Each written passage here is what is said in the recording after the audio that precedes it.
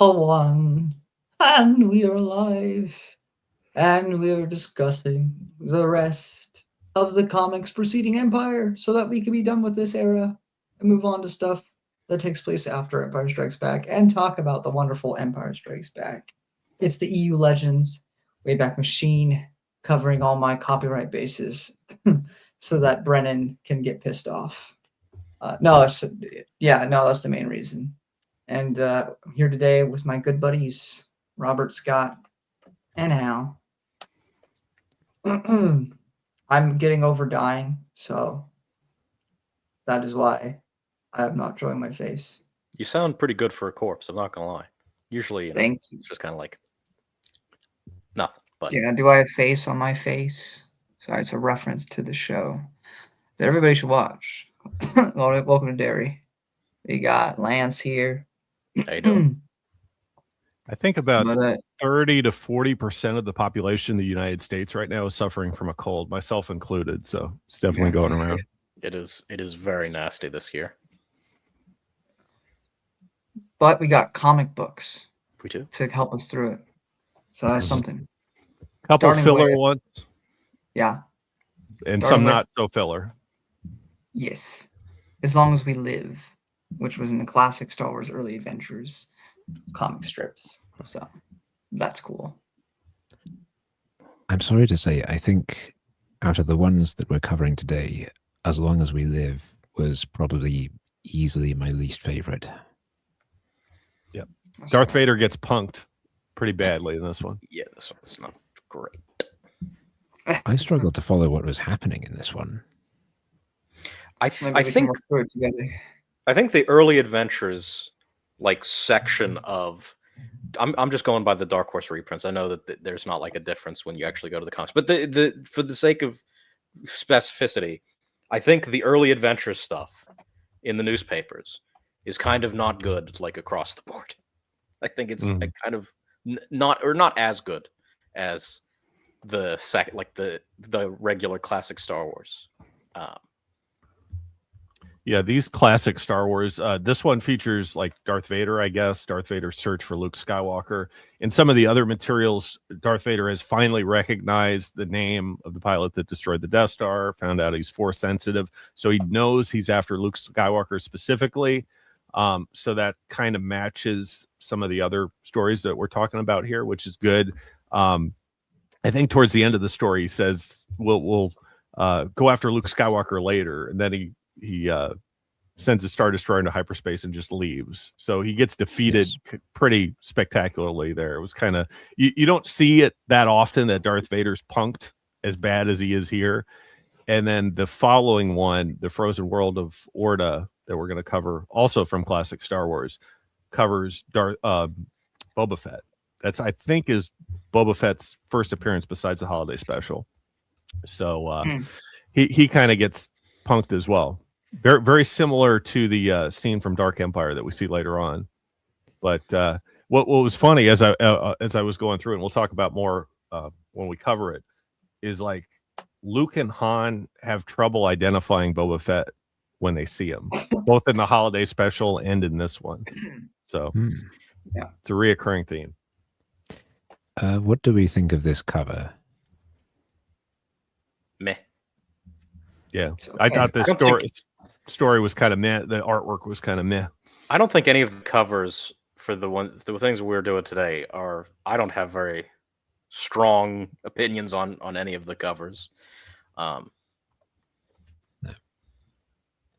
I mean, we got blanking on the name. So the writer is Don Christensen, penciler Russ Manning for this one. Are we running out of Russ Manning? This is the second last story by him. Okay. All right. That's what I thought. Yeah. Publication date was April 22nd, 1980 to June 16th, 1980. Michael Allred, that's who I was thinking of. We had him for one of the previous covers. Not an especially good cover, but Michael Allred. Yeah. So, and this picks up after the story where Luke Skywalker delivers school books to right. The one with the lizard where The lizard loses its tail at the end. There is something noteworthy about this story. The planet's called Arda 2. Mhm. And if that's an intentional Lord of the Rings reference, that's very cool. If not, then, well, it's an interesting coincidence at the very least. Mhm. I'm willing to give them it's probably an intentional reference. Lord of the Rings was popular back in the day, and still now, but you know. Yep. So the story starts off. There's some technology. This is a neutral world that is selling weapons to both the Alliance and the Empire, but they supply the targeting systems for starfighters. Basically, they provided the firing systems for the T-65 X-wing. I think they identify the component that actually targets is the T6 in this one. But they find out Luke Skywalker is sent there along with Leia and Han to basically persuade this neutral planet to not sell them advanced targeting systems that they've been giving to the Empire because they're superior to what they're getting from the Alliance. They're giving the Alliance. And we find out this one guy is actually going behind the scenes, taking him out of the trash or whatever. You see him there, the guy with the sort of triangular face, spying in the distance. He finds Leia's there and tries to capture Leia, but he's salvaging these components and selling them to the Empire at a 10-time markup. So he's really the only one working with the Empire, and the rest of the planet is basically just trying to do business. They're not selling out the Alliance in the way they think.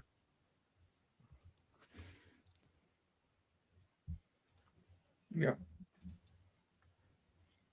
I would not trust a man with that face. Maybe that's rude to say. There's some weird looking characters here. He Weird looks looking a little bit haircuts. like Mo Howard. He You looks know like what's up with all the Mo bowl Howard. cuts? This guy looks like Lord Farquaad, but gray. They're not really sending the A tier villains for this story. It's like Lord Farquaad meets the caterpillar from Alice in Wonderland. Yes. So this is actually the last story drawn entirely by Russ Manning, because he wrote the next one, but he only drew the first half of it because that was 1980 and he wasn't doing well by that point. He was quite ill and he died the following year. That's which is very sad because he was a very good artist. Yes. Just don't know what was up with this here, though. But yeah, it's kind of a bizarre story that we have here. It reminds me a little of the planet Argao, where Leia kind of finances some new X-wings here. So they send Luke and like all their heroes to this planet to negotiate, and Luke finally threatens to bring Princess Leia into the discussion. And this guy with the sort of Lord Farquaad haircut, you know, weird looking guy, Mag Durham, Doum. I'm not sure how to pronounce that. Magdoom, maybe. He's listening in on the conversation, and he finds out Leia's there, and he hires some guys to go kidnap Princess Leia before she can come in and negotiate on the Alliance's behalf there. This bit confused me. I think they mentioned the Qualo, and then we get this bit with very little concept, very little explanation of what that means, and these two children saying 2 men stun-rotted our parents and took Princess Leia away. It might be missing panels, because remember, this is sort of adapted from the newspaper strips. So the two guys Mag Doom hires come in with stun batons and basically take Leia captive. And Luke tries to save Princess Leia, so he's after these two guys. Goes off in a speeder, tries to follow him. I think they go behind a waterfall or something. Yeah. And I like that guy's outfit. In the newspaper strips, it's actually yellow and black. Really? Kind of looks like the Pittsburgh Steelers alternate uniforms a little bit. I don't know where they got that from. I almost like the speeder design, but it's a little bit too blocky. Yeah, that's a little weird. Yeah. So New outfit for Leia, I guess. Weird one, but Leia goes off with this guy's son. So it's like a father and son duo that Magdoom hired to get Princess Leia. Luke takes care of the one guy, but his son goes off with Leia. I think they get attacked by wildlife or something, and Leia ends up saving him from the squid thing there. And I do like the squid thing. I think it's kind of neat. It attacks them and basically leaves like a bloody mess of their tattered clothes or whatever, leading them, like Luke, when he gets to the scene, thinks like Leia's been killed, and along with the other guy, but they actually escape. I think the guy gets injured. Leia helps him out, and then Han comes in on the Falcon there. So not much of importance. They're trying to figure out what happened, where Leia is, and why she was kidnapped. And then this guy goes, okay, they're looking for Leia, so I'm going to lend them my speeder to draw suspicion away from me. Yeah, I didn't understand that too much. You could also not be suspicious by just like not being involved. I mean, the guy looks suspicious just by the way he's dressed and his haircut. It's just general look of him. That's true. That's true. Maybe if he wasn't like such a goon looking MF, he could like blend in with society. But for right now, like.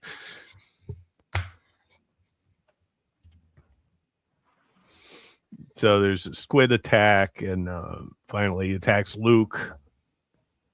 And Luke's got his lightsaber, he takes care of business, but the guy hits Luke in the head with a gun. He's, "Forgive me, Skywalker." I think he wants to go after and save his son, or I'm not sure what he tries to do. But like he goes off in a ship later on. You'll have to scroll through to refresh my memory there. It's a very yellow panel.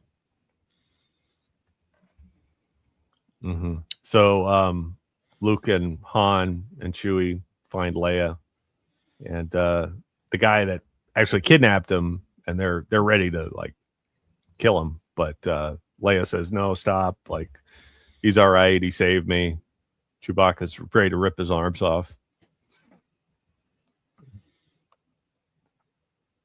and then they figure out that this Magdoom character is the guy causing all the trouble. Very nice. Very nice indeed. He almost looks like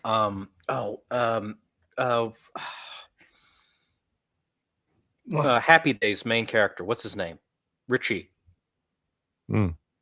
Oh, I forget what's his name. It doesn't matter. He made Rogue One, right? No, Solo. His daughter, Bryce Dallas Howard is his daughter. What's his name? Ron Howard. Ron Howard. There you go. He kind of looks like young Ron Howard there a little bit. It might just be the hair. That has been the digression for this episode. Thank you for tuning in. No, that's great. It's a wonderful digression. Thank you. I like how he just kind of body slams Princess Leia there, WWE style. It's kind of funny. This guy really does not do any favors for himself. I did not realize he was wearing a Dracula collar on top of. Is it the previous screen where Leia finally gets to the negotiation and like addresses the crowd? Maybe it's just in the newspaper strips, Oh yes, you must hear the whole story. And she goes in the newspaper strip. She points to the guy. It's all Magdoon's fault, something like that. And like the whole planet's out to get him. It might be in the this, next it's thing. just like he jumps the gun and he throws Yeah. her on the ground. No, it's well, that was Just slams her down. again. He really did no favors with the Dracula color, with the whole wardrobe. Really, he just does not scream trustworthy individual. They're just being super clear to the reader that this is the bad guy in the story. In case you didn't know. I mean, I guess it didn't have colors. You have to like Yeah, approach it on its level. So yeah, I guess that's fair. But still, Yeah. So this guy, the dad, he follows Magdoom, and So Magdoom gets off planet. That's the ship that I remember that the father actually sneaks in. Looks like a tiny Carillion Corvette, a little bit. yeah, like a I guess modified. but it's miniature size, and they escape, and then Magdoom's going to contact Darth Vader and say that there's a bunch of X-wings there that are being sent to the Rebel Alliance or something. So Darth Vader's Star Destroyer comes to the planet, even though it's a neutral planet, is actually going to attack them. Like we can, he says we can destroy the heart of the rebellion. 6 flights of X-wings planet side for rework. The location is blah blah blah. He doesn't get the full transmission off because he destroys the communication system, but Darth Vader can ping where that message is coming from.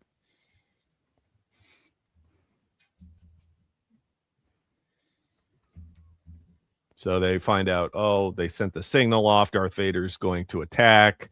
We need to defend the planet. And they're eager to allow the Rebel Alliance to help. Like they don't try to maintain their neutrality very well here. But I guess if a Star Destroyer is going to come bombard your planet, you have to do something. You can't just let that one go. It's going to cause problems. Hey, Jordan. Nice to see you. Hello? I don't think Sword of the Jedi was going to be Troy Dennings. I think that's going to be Christy Golden, but I understand. They've got this thing here, which Magnetoran Sweep, which I think is meant to interfere with the the targeting thing. Right. But I think it was a component that was sold like to each fighter, like it's within the weapon systems of each fighter, but it's hard to tell. It's kind of hard to see what's going on in this story, but they're trying to see, okay, well, we have a number of X-wings, a number of defense fighters to mount some sort of resistance against the Star Destroyer when Darth Vader gets there, and they're deciding who's going to pilot the fighters. Han says, are you kidding me? Yeah, they could never afford me. So Han's still in his mercenary stage. He's not going to volunteer to defend the planet, and he's going to take care of Princess Leia on the ground there. Like somebody's got to take care of Leia if Vader gets through. So Han's going to volunteer for that position. Yeah, I don't really think that we should be doing Han. Han only cares about money still at this late date. Yeah, it's a little bit late for that, I think, at this point. But maybe this is set earlier. That's the only thing I could figure. So they attack the Star Destroyer, and the planet agrees to retrofit these fighters with the advanced weapon system. It might be that weird antenna looking thing, that satellite dish thing. So the TIE fighters that attack have trouble targeting the X-wings. The X-wings are able to get through, and the ship that Magdoom's on, and the father, the guy that Magdoom hired to kidnap Princess Leia, actually flies into the Star Destroyer and crashes it, just as his son, who's flying in an X-wing, gets shot down. So there's like a struggle aboard the ships. Like both ships crash into the Star Destroyer there, and Darth Vader has to go away with his tail between his legs, basically, because the Star Destroyer is severely damaged at that point. Which, like, Yeah, I don't like this characterization of Darth Vader at all. there's not really a whole lot here that I'm crazy about. You know what? Maybe that cover was all right, by the way. I said neither one did. I like the art more than in most of the Marvel runs we've had so far. They've used that in a couple different places, that particular artwork of Boba Fett. Yeah. But yeah, as long as we live, thumbs down for me. Yeah, I'm not. Same. Yeah. I think the early adventures stuff is a little bit weak, to be honest. I think across the board it's a little bit weak. Which yeah. Frozen World of Oda. Yes. I'm not sure. That isn't that much better. Boba Fett is flying a TIE fighter here, because I guess we haven't established he has Slave One. But Luke yet again crash lands again. Yes. So I do like this opening add that to your page. tally. yeah, I like the art in the early adventures way more than the art we've been having in the Marvel comics so far. And I mean, if we're gonna say that Boba Fett, kind of sucks here, I mean, at the same time, what did he really do in the movie? Like absolutely nothing. Anything you like about him comes from the EU. he located the Millennium Falcon. That's it. That's that's it. That's the thing that is the thing that drove the story forward. He did the movie. What did he do action wise except die? He tracked the Falcon to Bespin, and he turned in on. That's all he needed with to do. Luke. He's supposed to be the greatest bounty hunter ever, but we didn't see him do anything. He heard Luke. He heard Luke unholster his pistol from 50 feet away, and was able to snap on him. Sure. I'm just saying this comic is consistent with what we saw. Listen here, Cosmonaut Variety Hour. I'm just saying. Yeah. I don't glaze Boba Fett as hard as people. Oh no, you gotta come in here. You gotta glaze this Boba Fett right here. That's what I'm saying. Come here. There's literally nothing for the movies to warrant such devotion. It's only the EU. I'm sorry. Anyway, we can move on. I'm saying I like this comic a lot more than the last one. If you wanted to, could you retcon this, the Boba Fett in this story as Jodo Cast? I guess you could. You could. Is there a reason to? Is the question. I I guess the reason to me would be this whole story is very similar, although not exactly as the same as the Boba Fett from the holiday special, where in the holiday special I think he's going after Han, but in this one he's going after someone called the Mole, which he was an Imperial spy working for Darth Vader. He had some sort of falling out with Darth Vader, and then he's hiding out on this frozen planet with the natives. And the natives have this power station here, and it's supposed to keep them warm and provide them food and water their vegetation and all this stuff. But they don't know how to use it, and they need humans, off-worlders, to fix it for them. So they're constantly capturing all the off-worlders that they can and trying to force them to fix their system. It never works out. They end up capturing Luke, Han, Boba Fett, everybody. Doesn't work. Not a good strategy. I don't have any faith in Luke to fix their power station. No. Try forcing the droids to fix it, maybe. End of the story. Their equipment is still broken. And someone goes, "Oh, look, there's a section of the city over there that looks like it has power." And they go, "No, that's a bad place. We don't go there." Mm-hmm. And nothing more is said of it. And throwaway line. End the story with them presumably freezing to death. Well, it says as they're leaving at the very end that they have enough power for maybe 100 more years because they're talking about like what's going to happen to the species that's native to the planet, and Okay. like they'll Well, get by that's- for another 100 years. That's probably in the missing panels then. Yeah. So buy the IDW version if you want the full version with all the panels. I do believe the IDW version is currently out of print. But there you go. There might be a scan somewhere. Probably. I'm sure there is. So Luke and Boba Fett get caught by nets.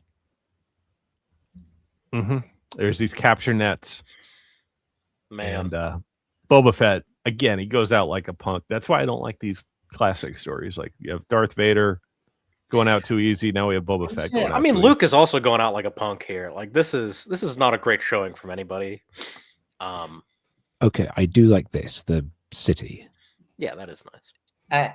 I Built just into don't see I don't understand why it's. I mean, Luke has been bested several times in both comics, so I understand the complaint there. And then Boba Fett should be able to get out of the situation, I suppose, but it was also all very sudden. So, and he had just crash landed, as was just shown, so he's probably not in the best shape. So I don't really have a problem with him getting captured here. Maybe if he was 100% just showed up, was all fine, I'd have more of an issue with him getting captured. Here's my issue with this story. It's boring. Sure, it's boring, but I don't but like we're this. talking about this is one one that you cut off. is like a flaw. I think the capture stuff is always the worst way to go, because then you just have somebody sitting on the sidelines, not contributing to the story. Very rarely, like I would say, Jedi Academy is a good counterexample of this, but that's like 1 out of the 50 times somebody gets captured and then just sits there for most of the story and doesn't do anything. Yeah. Mm-hmm. So that's my problem with these capture stories.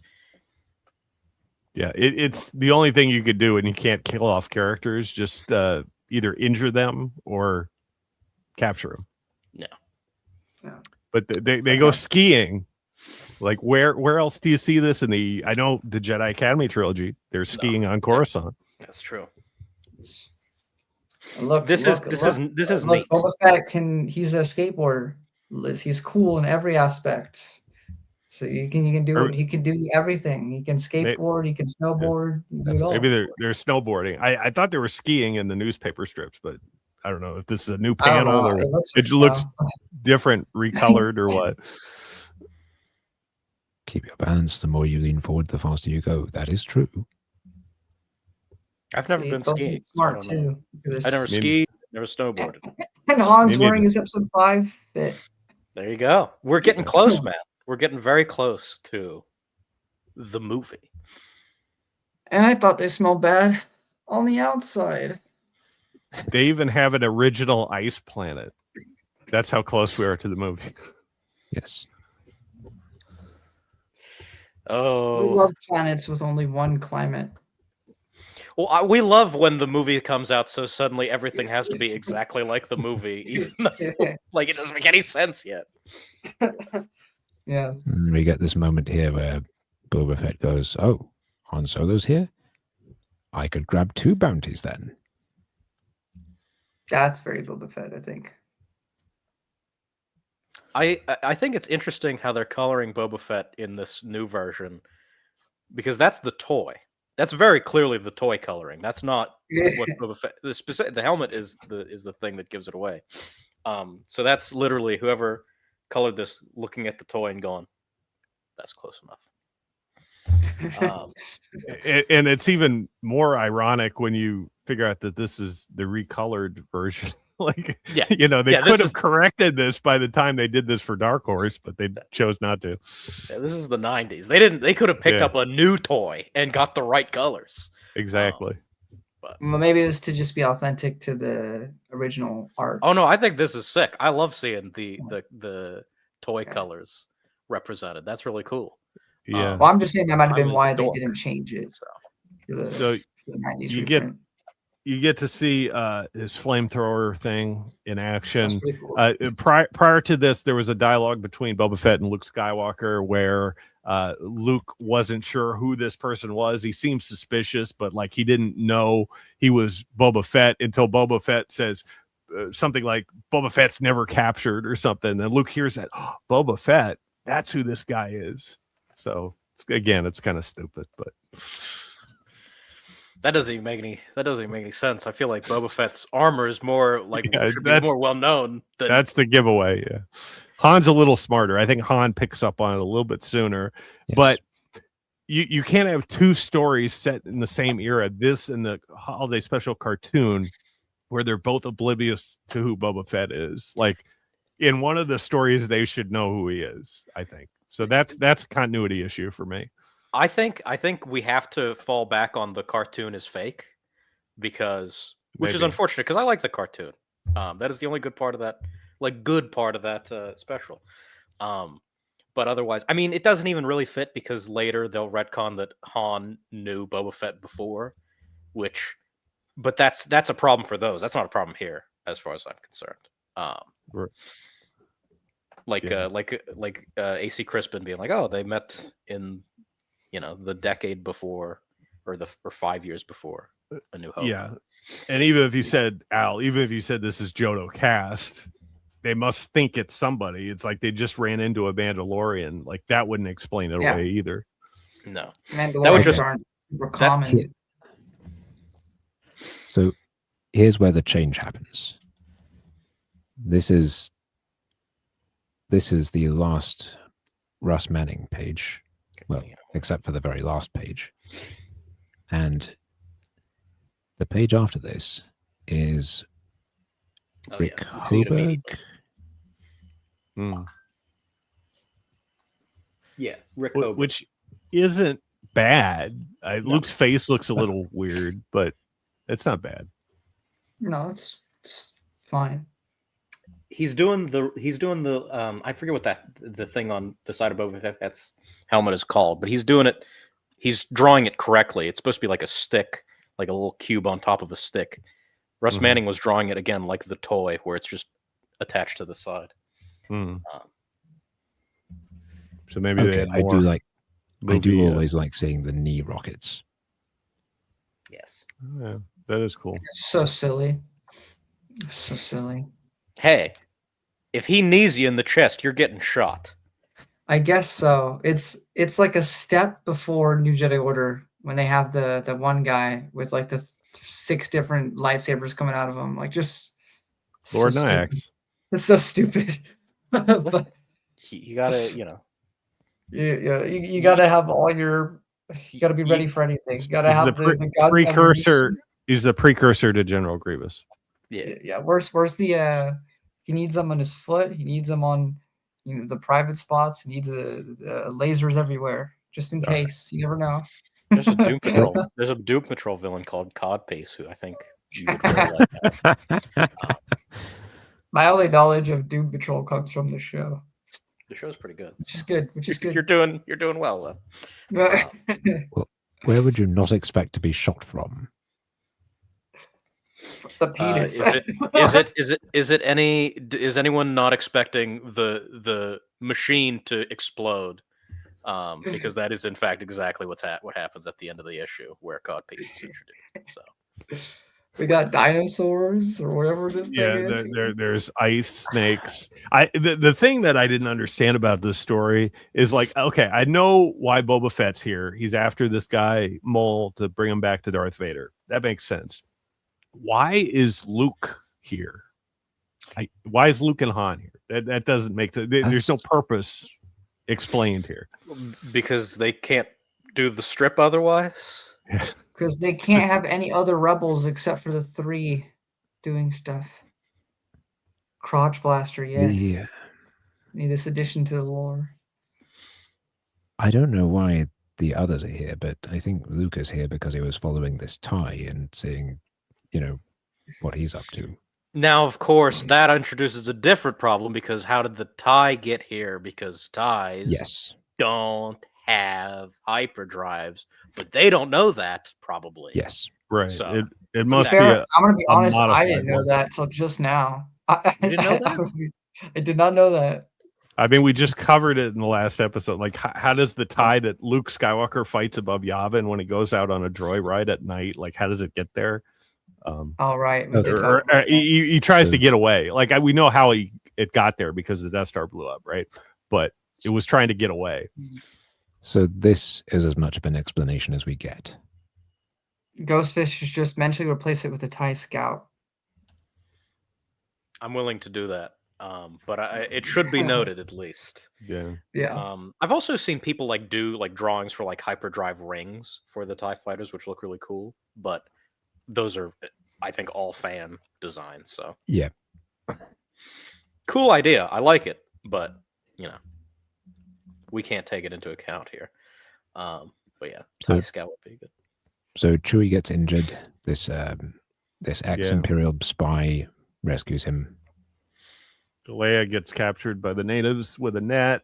I think the mole eventually gets away. It really is just a series of, okay, this person who we just sent out is missing. I'm going to send the next person out. They really are wildly incompetent. They're so bad at this.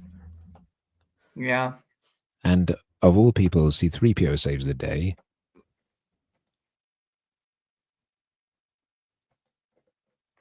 Which you would think that would short out him as well, right?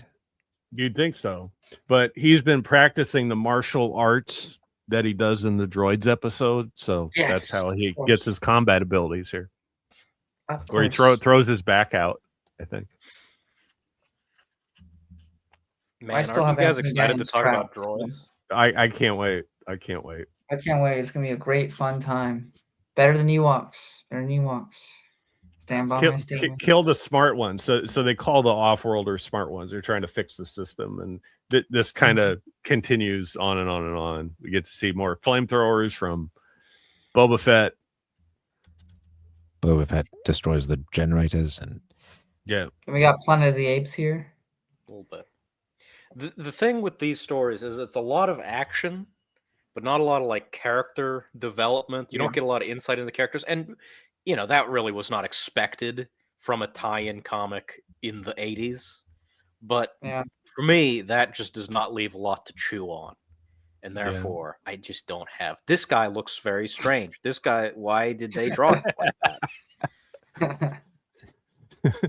he looks like a Neanderthal or something. I He don't know. does. He looks like just got the a big gym nose. coach in every bad 80s movie I've ever seen. You are a traitor mole. Right. that should be "You are a traitor, comma mole." Lord Vader wants you. Yeah. It's like Uncle Sam.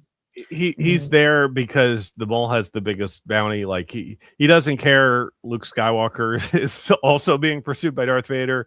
I think he mentions like Jabba has a price on Han's head. He says, "Yeah, I'll get you all. I happen to be here." But like the Han Solo bounty is secondary, and Which Yes. I he don't know. talks. I way suppose too the much. Empire could pay better than Jabba would. Suppose. That's possible, but for this guy, Yeah. I mean, Well, we didn't know about him, I the, believe it, the yes. story is to establish that Boba Fett has worked for the Empire, specifically Darth Vader, before.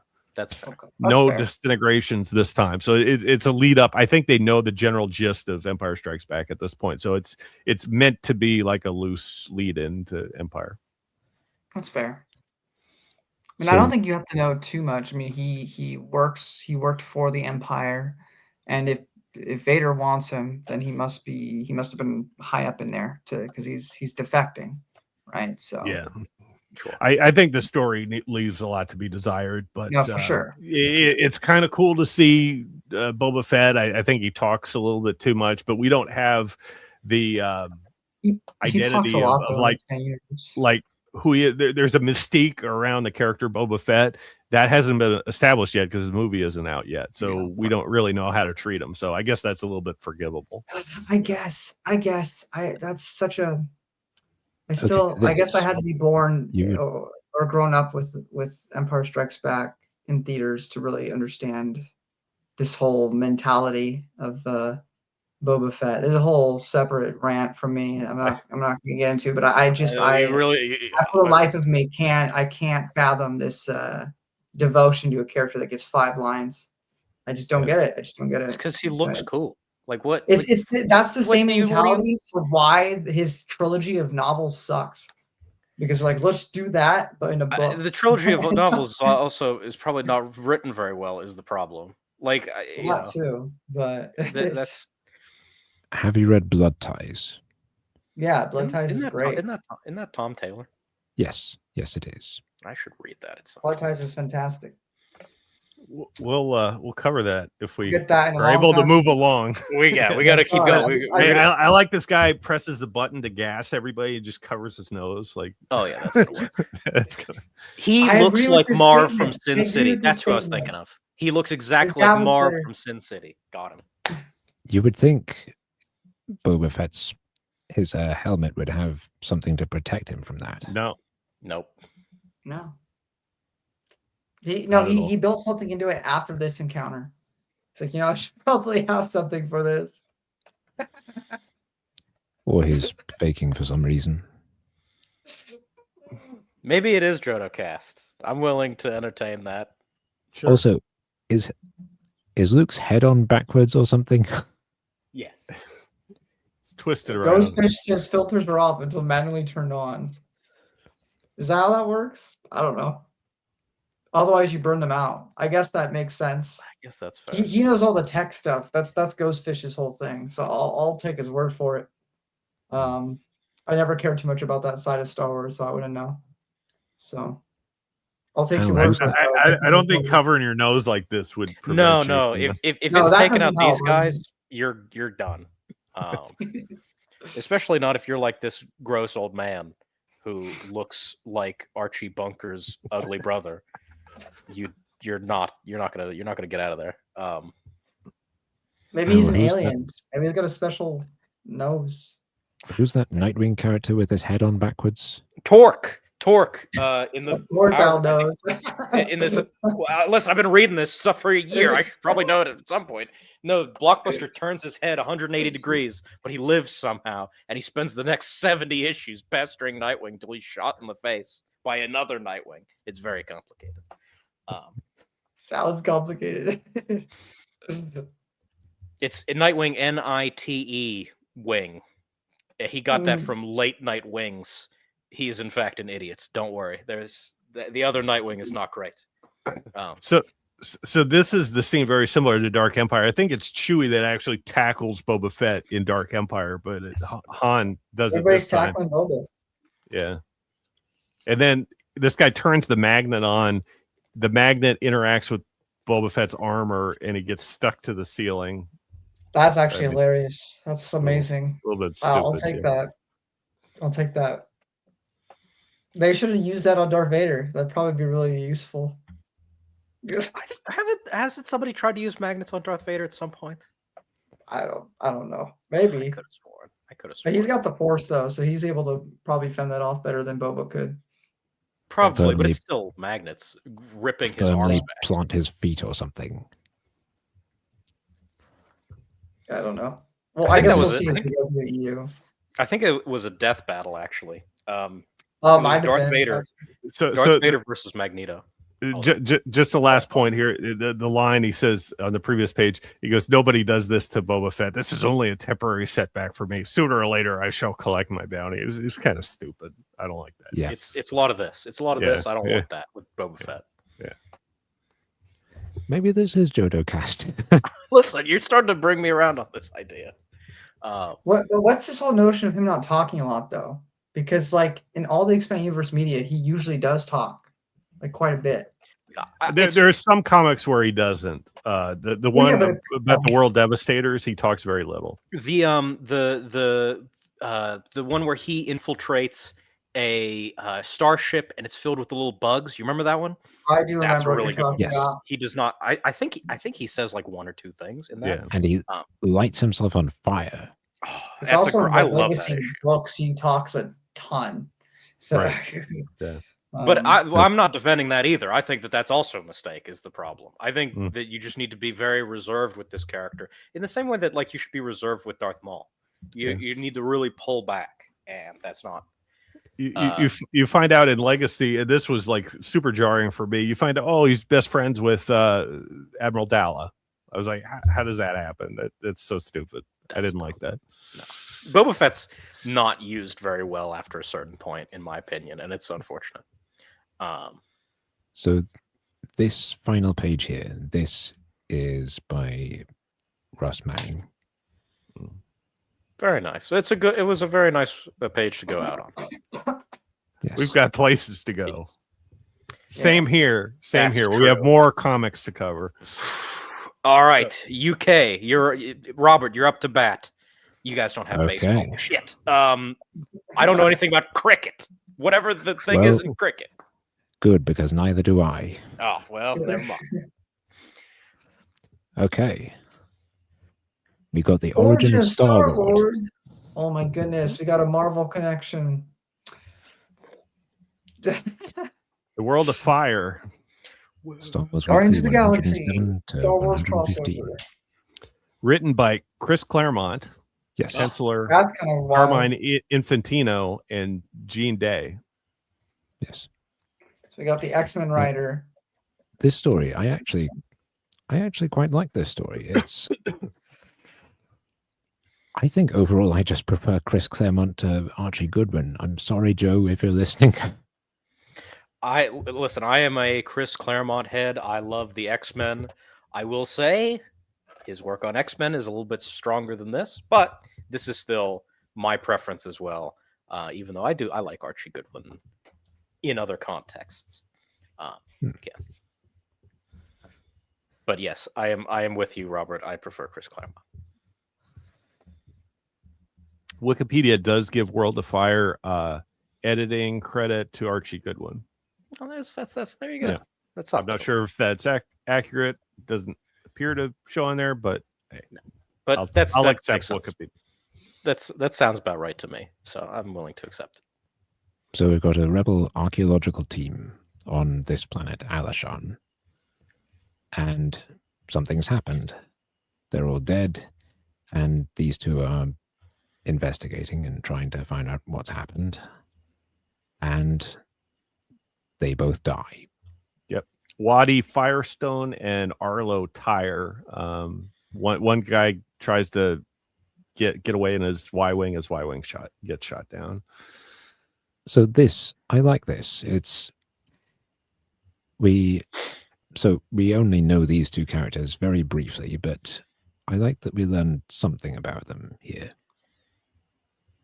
Yeah, it's like the two rebel pilots that find the Death Star planes, sort of, but not quite.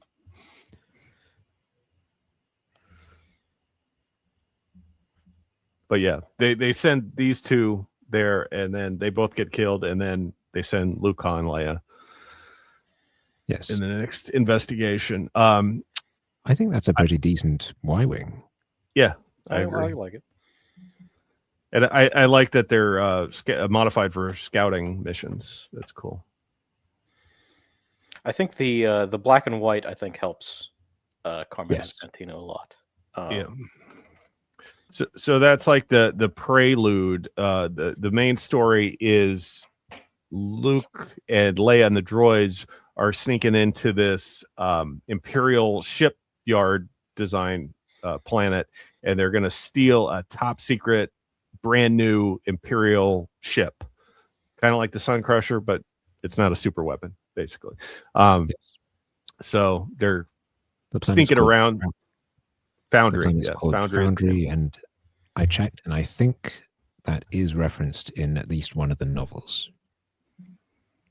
So that's nice. But yeah, it's supposed to be a pretty big, major shipbuilding planet for the Empire, very highly guarded, and they sneak in, they fight some stormtroopers, they manage to steal the ship, and then as they're leaving, they get a transmission from General Dodonna: don't return the ship to Yavin. They're going to actually get sent to the archaeological rebel base that mysteriously everybody's killed at to investigate what's going on there. And Al, if you're keeping track, Missy Shavendar is a person of color. Oh, there we go. So that's 4th or 5th. I haven't been keeping track, to be honest, but I think it was like 3rd, right? might be 3rd. Yeah. Yep. Depends on whether we're counting the woman from the holiday special. Yes, you're right. She's a hologram, so Yeah, that was. But is it based on a real person? it could be maybe 3rd or 4th. 3rd or 4th.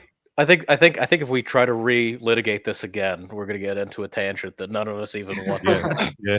Even wanted to start in the first place. We'll just go forward. We'll go forward right now. So Lando, Missy is a rebel. She's like the 3rd tag along with Luke and Leia. Yes. This does feel like a thing R2 would do. Well, he kind of does that in Empire Strikes Back. Yes. And in Revenge of the Sith. Yes. right. That's much later. Chronologically, though, way earlier. Well, So they escape From a with the certain point of Star Raker. view. Leia gets shot with a Oh, stun she's blast by mocking the again. princess.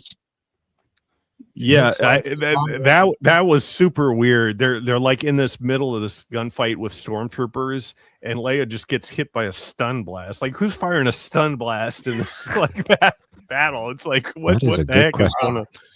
That's unfortunate. maybe It's weird. maybe one Stormtroopers like he had his gun switched to the wrong setting or something. I was like, wow. maybe the stormtroopers are incompetent. Yes. That's It shoots a wider angle, so they're more accurate with the stun. That's stun true. blast. That's it. That's Maybe they're true. onto something. You know that's a reasonable thing to break out. It's just I don't think I've that would be an interesting strategy to see like in like a movie or whatever.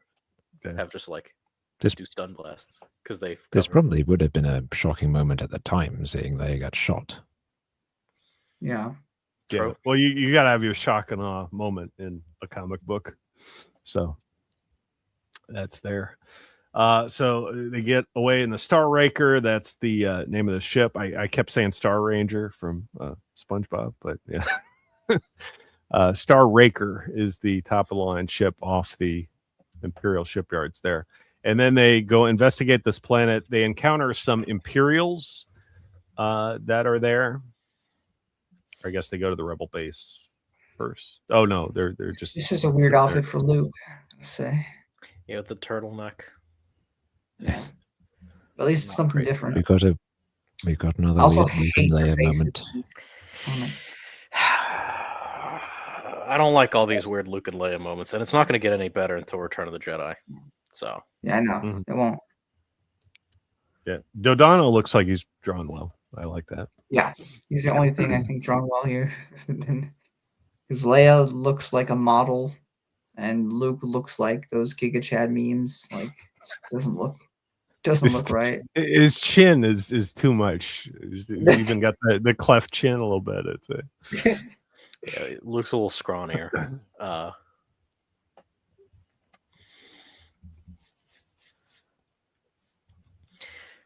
So yeah, they're being sent to Alashan to, figure out what's happened there. Yep, I think we can scroll ahead a little bit. Yeah. Yeah. I don't think there's a lot to cover. Besides a butt shot of Leia that we don't need. Well, Well, no, that's Missy, right? that is missing. Yes. Oh, sorry. So- Regardless, Attacked by ties. over sexualization there. There's weird like shots of all the even Luke. There's like weird, Yeah. weird angles in this comic. UK might have been a little. I don't know. They're trying to appeal to everybody in the UK. You know, they're more yeah. open-minded over there. Isn't that right, Robert? Okay, who's the tonist? Howard Wait, Bender. Okay. Bender, fitting name, right? Futurama's got their hold on everything. Okay, so they deal with the ties relatively easily because they're in the Star Raker, and Oh my goodness. fancy. Yeah, they have experimental top of ship. line weapons. Yeah. So TIE fighters are no threat to them. What is Imperial Misty? cruiser. What is Misty wearing? She's got go like back up. I have no idea. Hell, she looks like Kmart Starfire, Yeah, like maybe what? Dollar General Starfire. That's being generous. and then in the Oh, panel just below, we have an Imperial Star Cruiser, not a That's Star from the Destroyer, Not a Star Destroyer, but looks very similar to a Star Destroyer in my It opinion. looks almost does. identical from every she conceivable looks angle. like Starfire from Titans. There you go. There's my joke for the day. Blast comes from the planet, destroys the cruiser. To save Or the day. that one robot woman from Metropolis. That's a good pull. I like that. Fun. That's a great movie. See, there it is. Yes. So That is not C-3PO. Do you see that? I'm sorry. Can we just? Do you see that? I don't know what that is, but it's not C-3PO. That looks like the C-3PO that George wanted, where he was like a weird car salesman. He's like, "Hey, R2, yeah, sure, I can see you're excited, R2, but I'm more nervous than excited." Yeah, that's what that. That's Oh, we can perfect. move on. I just had to mention. I had You that. sound like- I needed that to be shown. So. You sound a bit like, I don't know, Meowth as an old man. I don't know how to respond to that. I'm gonna love with you. So they get hit with a blast as well, but experimental shields strong enough, so they survive. Right. So Luke lands again. I mean, he crashed in the frozen world of Orta. So tally that. Add that to your tally. One of these days. Oh, One of these days we're gonna get through. If any of our listeners are tracking this, let us know. I'm gonna rewatch this whole series to count up the crashes here, and oh boy. Anyway, We get make a Luke drinking drawing game on out of it Force and die Hill. by the end of it. We get a fair amount of Force use from Luke in this story. Get a panel of Obi-Wan here. That is cool. I do like that, considering he's trying to use the Force more when Episode 5 starts, even before he meets up with Yoda. He's already using it more. So Yes. And then they crash upside down in a lava field. oof, unfortunate. Not great. At least Luke's not burning like his dad did. Okay, so these two panels here. It's an incredibly simple technique, but I love this because it represents such a leap forward in what we've been seeing. Black panel with, a light source being switched on. Completely silent except for, the onomatopoeia down there. Just the thing that I find a bit frustrating about this era of Star Wars comics is it just keeps making me want to scream, "Let the art speak." what I think is interesting is they continue to use the negative space rather than just draw. They don't really have the option even not to do it normally, but I just read the first volume of Sin City for the first time ever a few weeks ago, and that has a lot. That's like the signature move of that book is negative space. So that is very nice to see here in 1980 some. I mean, this Mignola tends to use a lot of heavy black and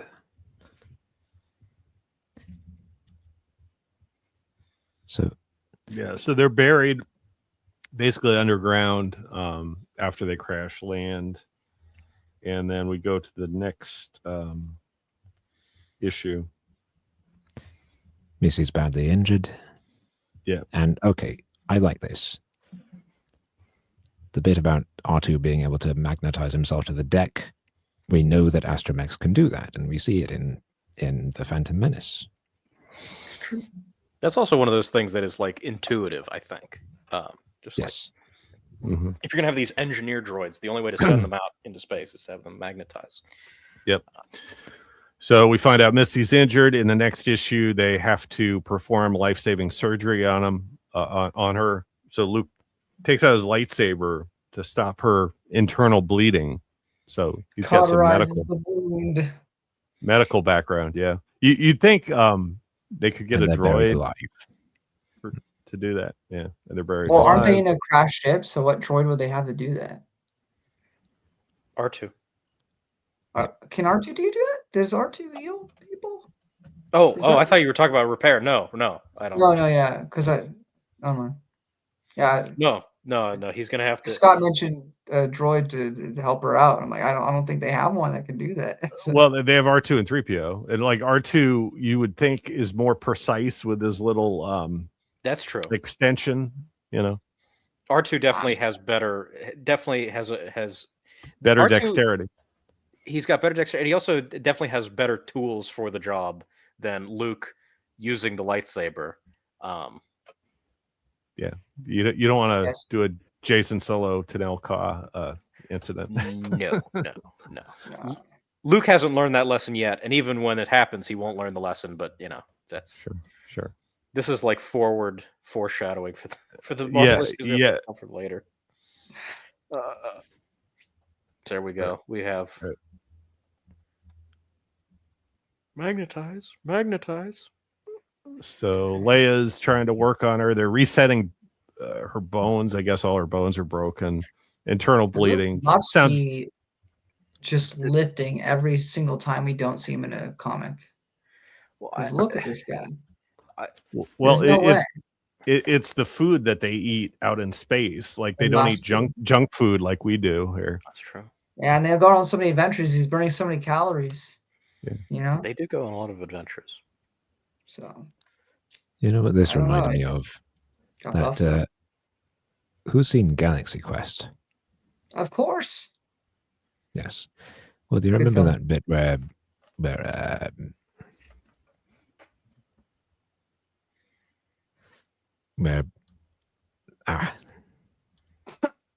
It'll come to you. I'm blanking. I'm It'll come blanking to on you. the name again. Okay. So we got Luke doing the surgery. Apparently, it's very hot underground because there's like volcanic activity. So he does what he has to do with the lightsaber, and it's successful. They save Missy from dying. At least they cauterize her wound. But then Luke faints due to heat exhaustion, and Leia's concerned with him. He finally comes to, and they get another transmission from General Dodonna. Alan Rickman. Why could I not remember that name? Mm. Okay. The bit where he says to Tim Allen, I see you managed to get your shirt off. Yeah. It's great. It's Yeah. good parody of Star Trek, but also in love. So Dodonna basically tells them that there was a transmission sent from the team on the archaeological planet. They were studying like a weapons system from this ancient race of people, and they think they may have found something, and they can't let the Empire in on whatever they found if it is some sort of weird weapon system. And we see that multiple times, like both ships got shot down by this weird laser blast. And they're trying to investigate what the heck's going on there. Yes. So Luke has come to the conclusion, okay, the air that's in here with us is gradually becoming less and less breathable. We need to tunnel out of here. Mm-hmm. Which he does with his lightsaber. Yes. And we get another kiss, so add that to your tally. Luke Leia kiss. I just for good measure, right? No real reason. Now we get lightsaber spelling with an E at the end. Is that a Chris Claremontism or is that a Marvel UK thing? Probably UK. Marvel UK, yeah, Star Wars Weekly. That's why. I think they say lieutenant in the later Marvel issues, like post Empire Strikes Back, but we'll get there. That's a British thing. Instead of lieutenant. Yeah, we pronounce it like we pronounce the French spelling.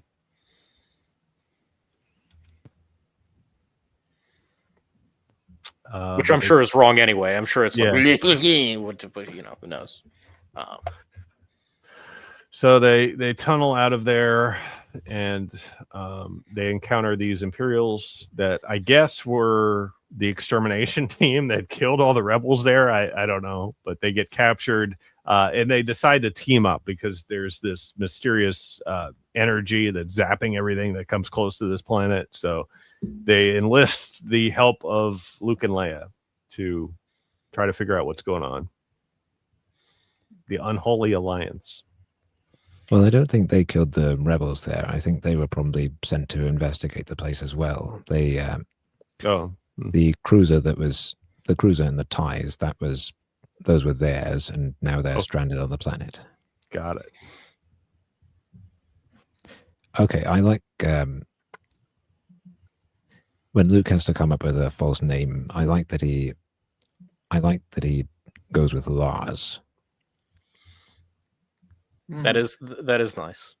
That's like in Robin Year One, Dick uses the name Freddie Lloyd, which is his dad's middle name and his mom's maiden name. So that's cute. I like that. Yeah. It is nice when he recognizes his basically parents.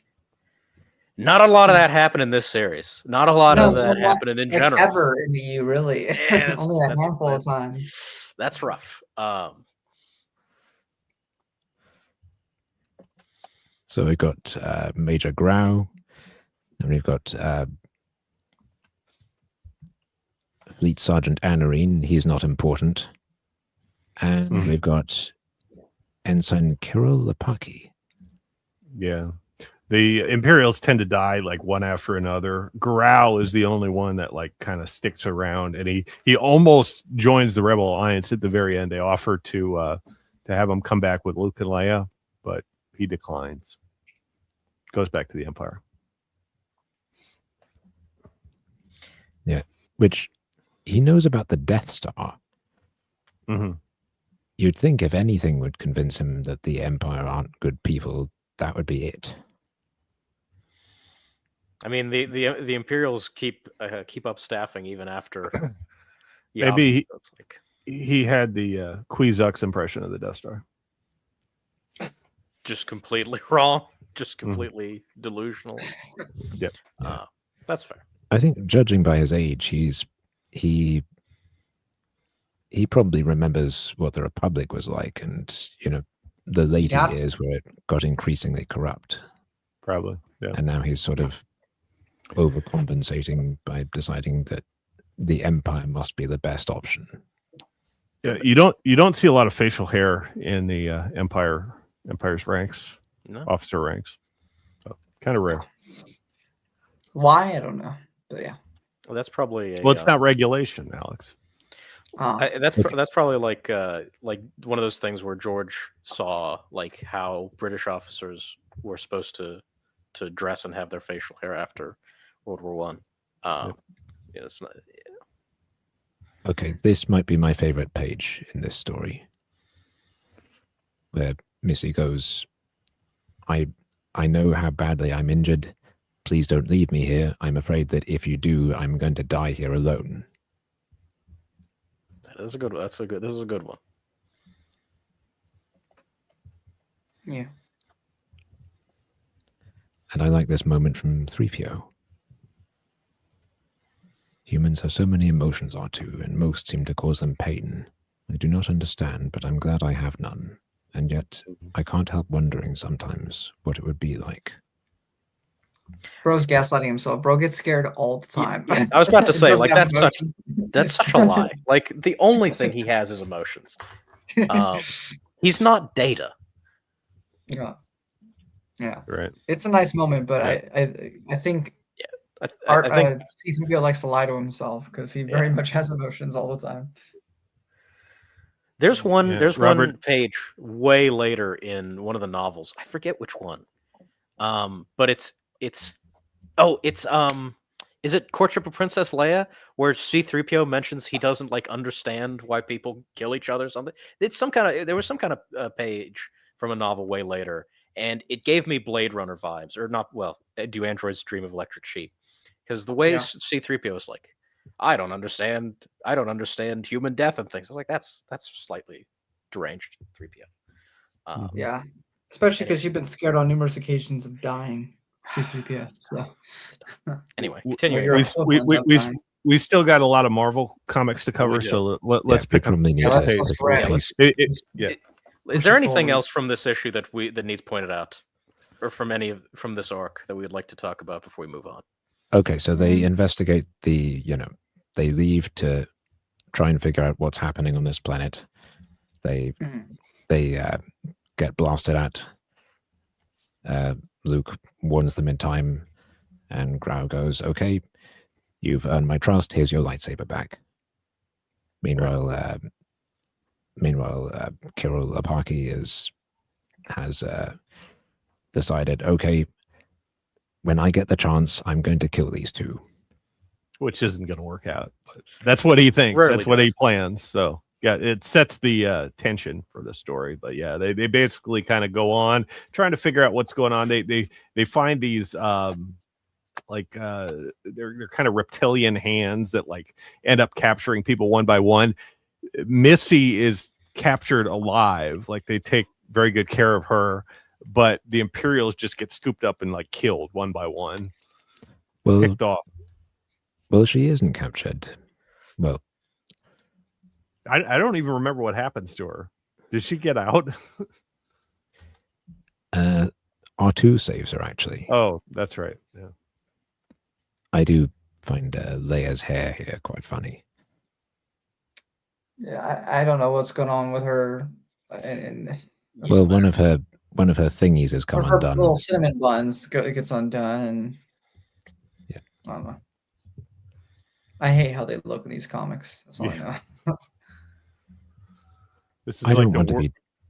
I don't want to be too harsh on Carmine and Vintino. he he can't was a draw really- Luke very well. The stormtrooper is okay, yeah, sure, but Luke's face is like, gosh. How goes it?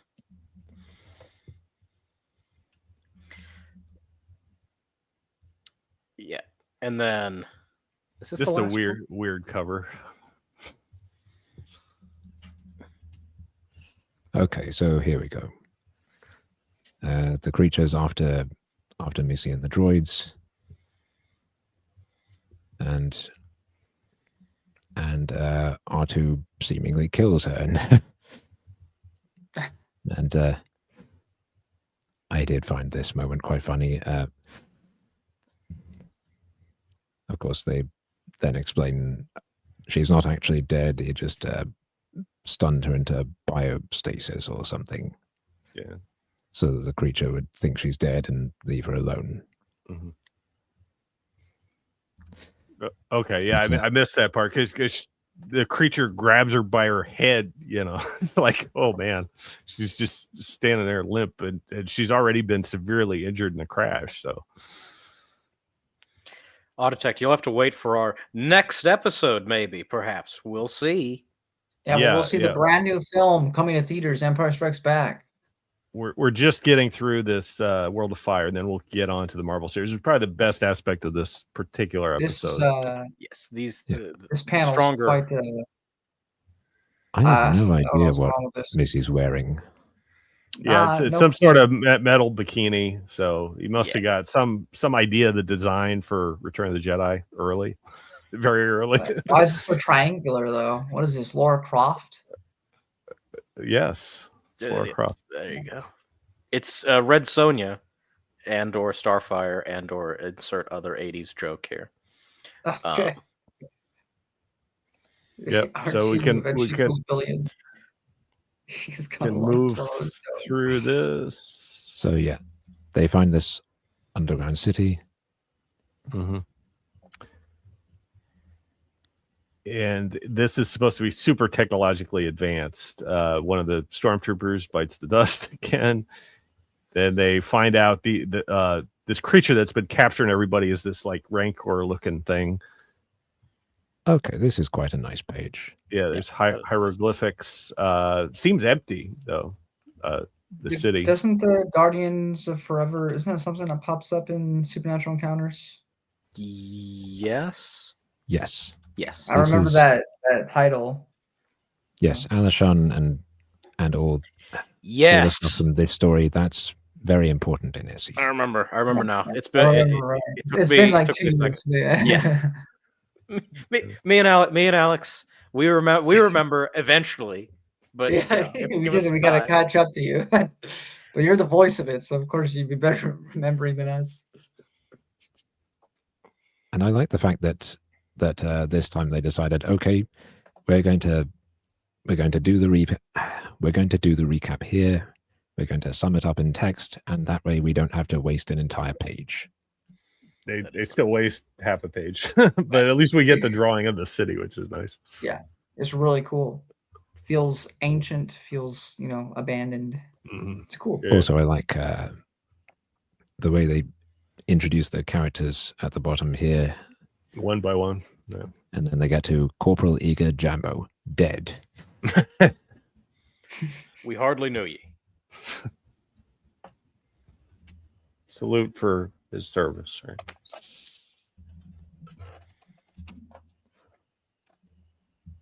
Yeah, they try repeatedly to kill the thing. It doesn't work.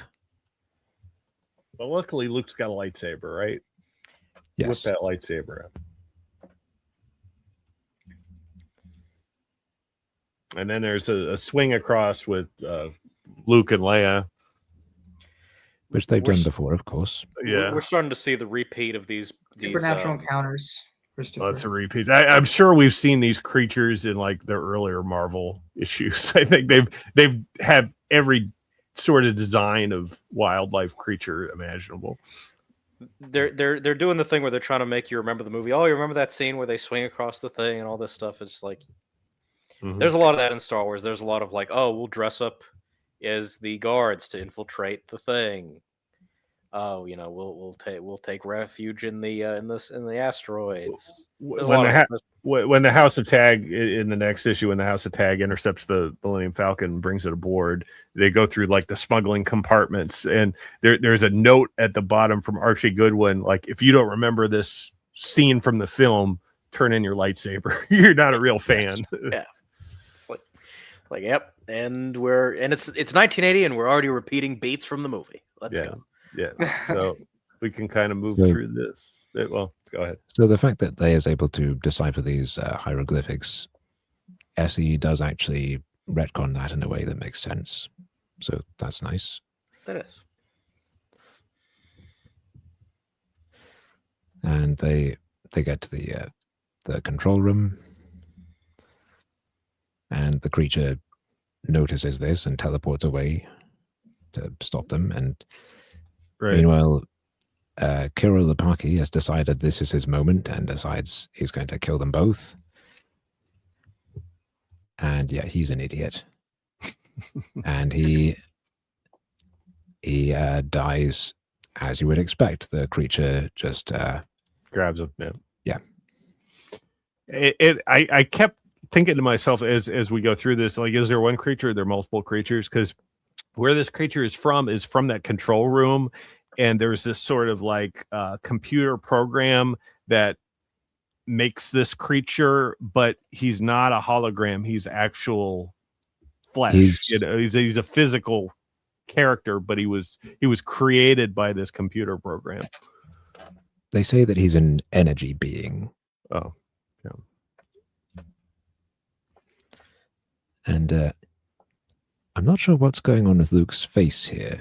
Is that I don't know what's Is he been going on just- throughout this entire weekly run, but yeah. he's sweating from all. There's the, also a big butt combat. thing on the left here. Big butt shot for the children at home. So- and they realize, oh, if we shoot the consoles, that seems to affect the creature. So they do that, and it weakens it enough that Luke is able to stab it and kill it. It's like Lovecraft's untaken care of child. It took him till like the end of this story for him to use his lightsaber. Well, he did do surgery with the lightsaber. Yeah, that I get it. It's just that's probably a bad idea and doesn't make any sense. Yeah. It's a perfect killing strike, though. It is. Look, Complete- he's It was going an right through. energy beating created by the mere limitless power of this ancient complex. Luke's lightsaber completely disrupts the delicate matrices that give the Sentinel cohesive physical form. So there Sorry. you go. There you go. That's how it happened. And Big then explosion. they escape. They escape. And there's two Imperials left. There's the Gru and the guy behind him with his like face bandaged up, and they escape with a escape pod. Yeah. Leia says, join the rebellion. They say no way. Yeah. And then, Robert, I don't know if you know off the top of your head precisely, but I was just gonna say, since it's been a few years, do you know generally what this comic was used for in Supernatural Encounters, like a general summary? Because I know that's like kind of like a big deal, but Well, so Alashon is so I forget. they. If you can, it's okay. Right. I'll eventually reread it. It's just hard to remember all the details. There are two stories that are sort of really important to the beginning of Supernatural Encounters. There's this one and The Keeper's World. Right, which we've gone through already.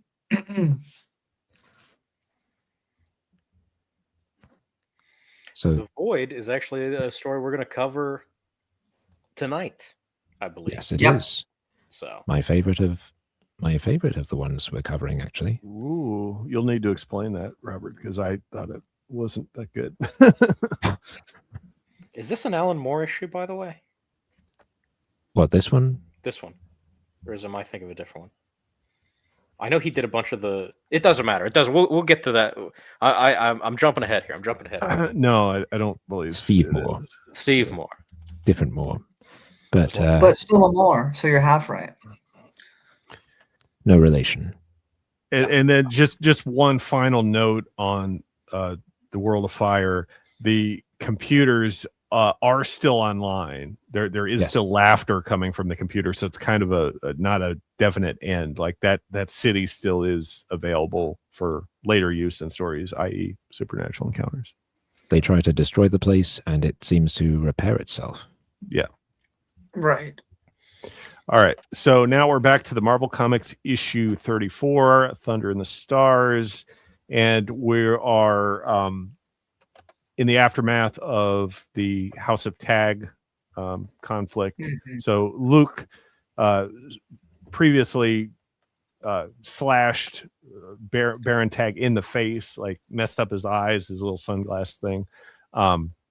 So he didn't die, but they're going to bring the Rebel fleet to rescue Luke. So they have the Falcon there, get this nice Rebel fleet, and they're going to pick up Luke because Luke notified them where he is. And they've dealt with Ormond Tag. That leaves Silas Tag, the scientist. Mhm. And There's I the can't- Omega Yeah. Frost Ray. Yeah, Yes. at the Frere Junction. And So I can't remember the name of the third Tag brother, but he's the Imperial. It's Ulick Tag, I think, right? Yes. That sounds right.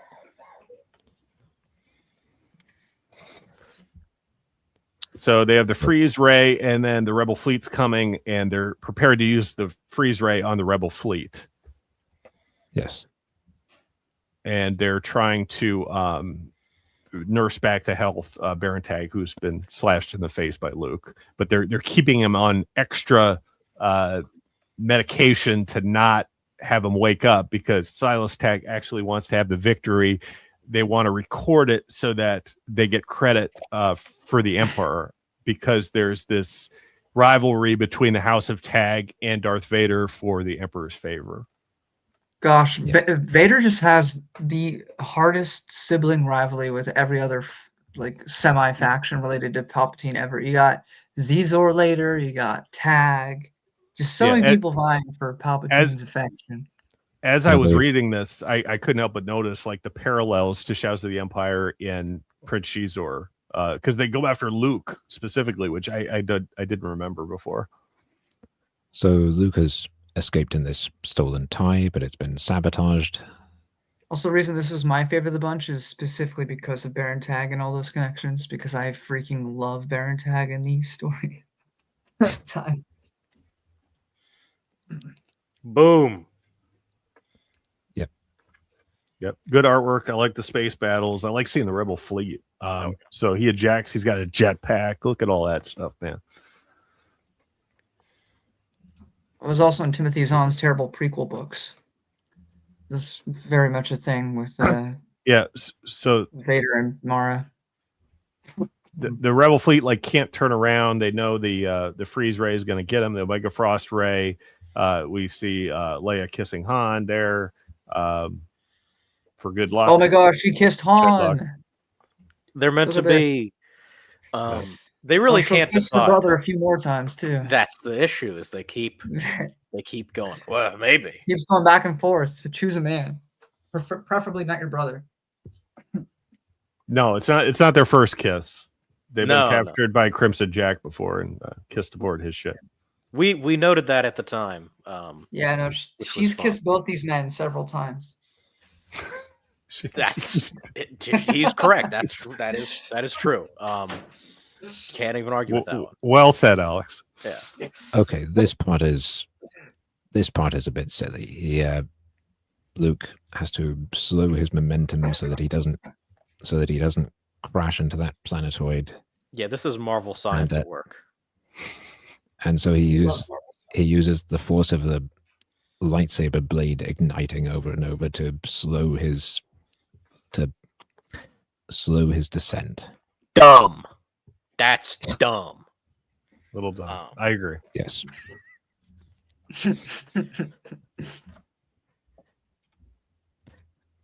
You know, Autotech. I also want to see more of this Han Leia thing. I don't know where this is going. I don't know if I like it so much. I'm really on Team Luke apparently. I will say one exception: Cyclops falling from the sky, shooting his optic blasts downwards to. That's sick. Yeah, I like that. Yes. Would he have broken his neck? Probably. Don't care. It's cool. This dumb. That's the difference. Yes. So Luke tries to destroy this Omega Frost generator. Doesn't work. It's shielded. So he decides, okay, maybe if I try and attack it underneath the surface of the asteroid, I can get around the force field. And which that ends up working. Yeah. And then the Omega Frost doesn't work when they try to fire it at the Rebel fleet. So the Rebel fleet like comes in unimpeded. They end up destroying the House of Tag ship, and we would think Silas and this guy's haircut though. Both die. He's yeah, crazy. Think he also, is this worse or Leia Mary Poppins in the Last Jedi? Mary Poppins is worse, for sure. It's definitely worse. This is at least like a one-off thing that doesn't matter and isn't like an emotional beat of the story, whereas that is like a centerpiece emotional beat of the story, and it's dumb. Silas could do with like a toupee or something, like maybe hair club or I don't know. He's doing saber copters is also dumb, but he's pulling a Yui, but he also has long hair, so it's a really bad Yui. Just shave your head at that point, you dickhead. You might as well go bald. Like why? If he like had like a reasonable haircut, maybe he could do like a Jean-Luc Picard. He would look very nice. Instead, he looks like a gremlin. He looks like the guy who tries to kill Smurfs. Why? Yeah, so Silas Tag is told that the Omega Frost has failed, and he he sort of panics. He doesn't know what to do about this. So he goes, okay, I need Ormond's help. I'm going to go and get Big Brother. He'll know what to do. No, he won't. Is he wearing a helmet or is that his beard? That's his That beard. is his beard. That is a very strange. He's got a weird goatee. Mr. Sinister goatee. Oh, Yeah. He's got much better hair genetics than Silas does. That's I was true. like, That's true. these guys are brothers, right? You don't want to know. You don't want to know. Ormond is the older brother, so I don't know. Very bizarre. Maybe he got Star Wars hair plugs. Possibly. I don't know. He looks like he could be like Silas's son, but he's his older brother. Is he the older one? Ghost Maybe Fish is Silas is the defending. older one. I don't I know. don't think. I think he is the older one. I think they comment on that. Isn't he blind? Yes. He is. Yeah. Silas is number 3. So like you also have the general tag that got destroyed in the Death Star. So there's What is his name? Casio tag. Yes, like the piano. So they both get blown up and seemingly killed, but we know that's not true. Great. Ty comes in to try and finish off Luke. Gets blown up by the Yeah. Millennium Falcon. Dark Lord's Gambit. And Love then it. this is where we start. I like Chewie at that panel. He's got the headset on. He's like looking off to the side. What's I'm 3 going on years over away. there? Those humans. But hey, it's okay. All right. I do not like this cover. No, no. I like the idea of this cover, but the squish face Vader, he looks like a pug. No. I- Don't. Oh my gosh, he does look like a pug. I'll never unsee that now when I look at this. They cannot Oh draw my Vader God. at all. No. Not just on this cover, but like throughout these comics. I don't This think is he's the drawn specific once. comic I don't think cover he's that drawn well Star-Lord helmet. one time before like 1990. That's pretty So- cool though. I like this No, one. that. Why does he look like that? He looks like he's got like squirrel cheeks, like he's he's storing nuts for the winter. No, Gold Helmet, I didn't see you playing with your dolls again. I like this story too. Well, I think it's decent, but we're already dunking on it. Yeah, this is the famous scene where Darth Vader learns Luke Skywalker's name. Which is like Right. kind of the exact same scene as Yeah. the one from 16 years later, where it's what's it called? I think Vader's Quest is a worse story than this, so there's that. Well, it's got Ban Papiga, who's a big parrot. Brock! Yeah. Everything you ever wanted in Star Wars is in that comic. He's Clearly. got a sword and Yeah. a peg leg. I don't think He's- Vader's quest is very good overall, but it does have some really good moments. Vader is drawn better in Vader's Quest than he is here. Yes. That's This true. is not a bad. These are my nuts. I agree with Joe. I think Vader's quest is probably where he first learns Luke's name, and this is where he verifies it. Mm. Yeah. Because But how many times has Luke interacted with Vader now? So we have like Splinter of the Mind's Eye, which I think has to come first because they make some reference later on in this episode that they've encountered Vader multiple times, like on the wheel, previous. I'd have to. So the ordering of this would be weird. I could see like Splinter of the Mind's Eye, Vader's Quest. I think Vader's Quest traditionally has come before Splinter of the Mind's Eye, though. I I think think so. so too.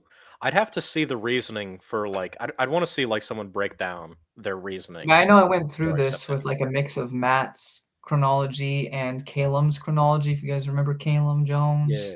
Yeah. And I don't remember where I put this in between this and that. I'd have to go back and look. I think Matt had it, and I think I agreed at the time that this came first, and then Vader's Quest was where he got the confirmation. But I'm open to swapping that around. I'm not. Yeah, I think I'd be inclined to believe the opposite. Like Vader's Quest is earlier on, and then maybe Splinter of the Mind's Eye, then maybe this. I could be convinced of that. This era is so difficult to get like a good chronology of. There's Yeah, just you're gonna so get much always somebody saying something different about. and then the there are chronology. issues of the Marvel comic that people just don't accept, like the Jabba the Hutt issue. You're like, Yeah. well, what do you do with that then? So Yeah. Then we Anyway. have like all the bounty hunters on Ord Mantell. I think there's an epilogue on one of these where it's supposed to be the bounty hunter on Ord Mantell, but it's not. too Yeah. many.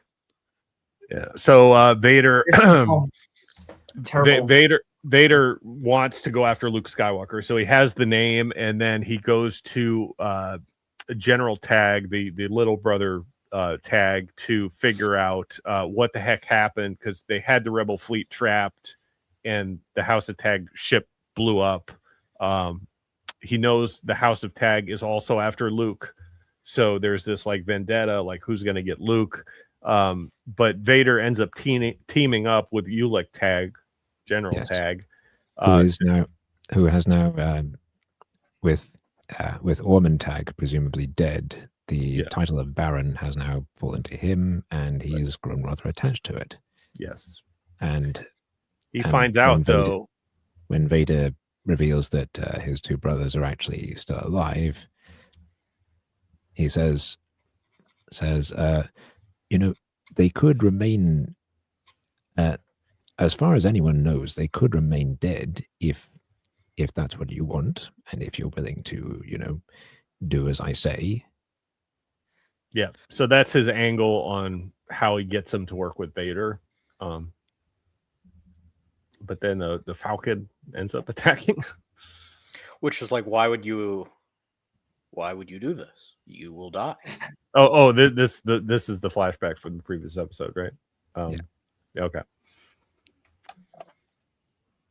I like his blue hair. That's funny. I do. Yeah. Vader's face is like consistently squished in this in these early I don't years. mind it. There's something endearing about it. It is wrong, but there's something of the wrong ways to draw Vader. It is the funniest to me, so I am willing to accept it. Now he's got a big mouth, just like it's cute. I don't know. It's like way too big. It's like Darth Helmet, man. It's like he's trying to give him a little kiss, and I'm like, no, that's dumb. Stop it. This series is not a good representation of Carmine Infantino's skills as an artist. He's much better. I will be the first to tell you this. This is not playing to any of his strengths, and he clearly does not care about this.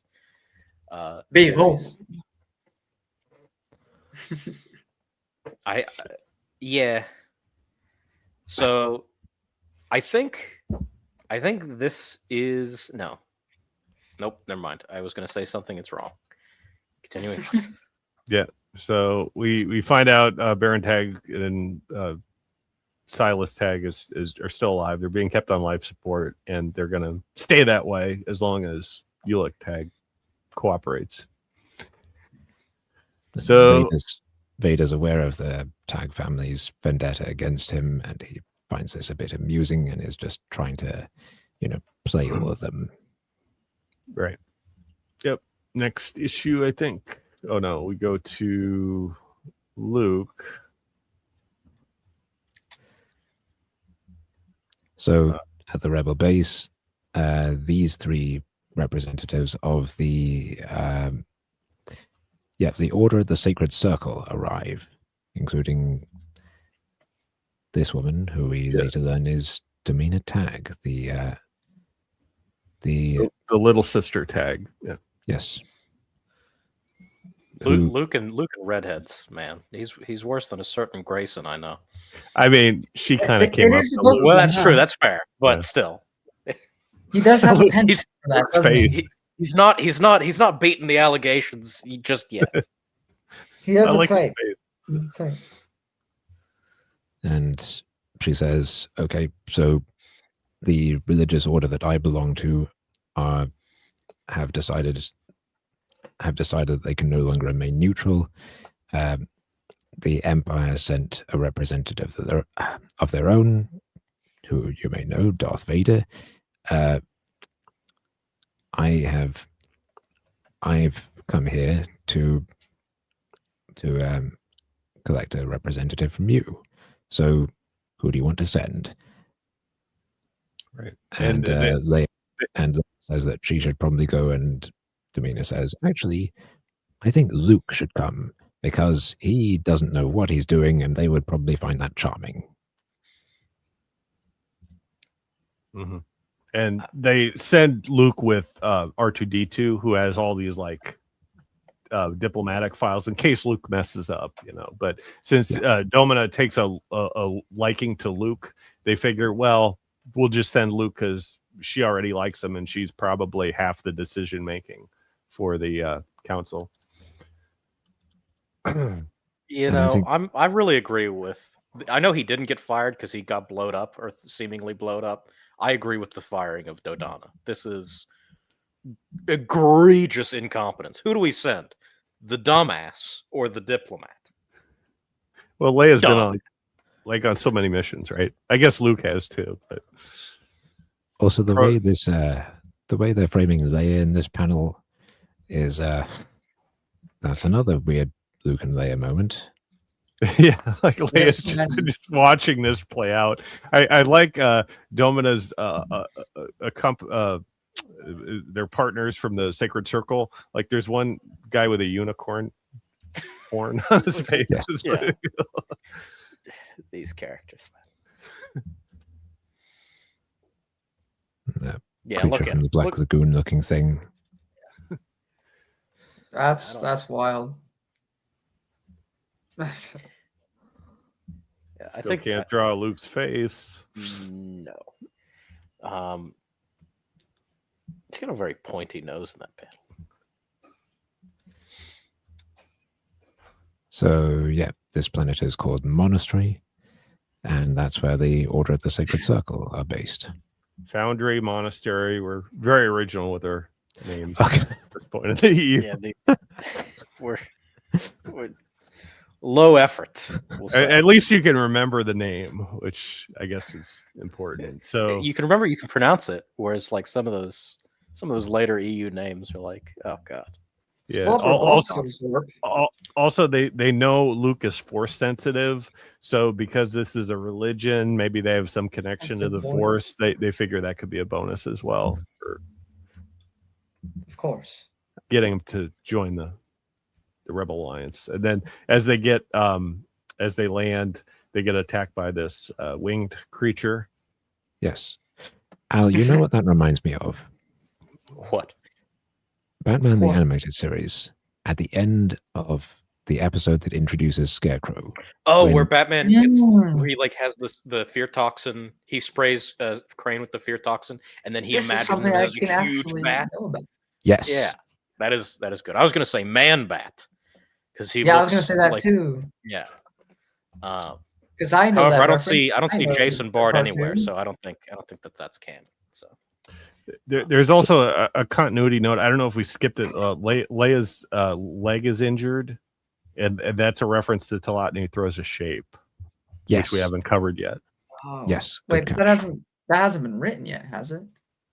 Well, it's like probably. I think it's in the works, but isn't that a UK exclusive? Yes. There's an editor's note that says something like, "This happens in a story we have yet to see." Okay. That's pretty cool. That is cool. It's very weird that it's a reference to a UK exclusive story. Dude, Devil Worlds. I guess they weren't as strict about that as the Transformers people were, where it's like you don't get to tell us what to do. I'm not sure where it appears. We may not have gotten to it yet, but whatever they show Leia, she does have an injury that they don't explain.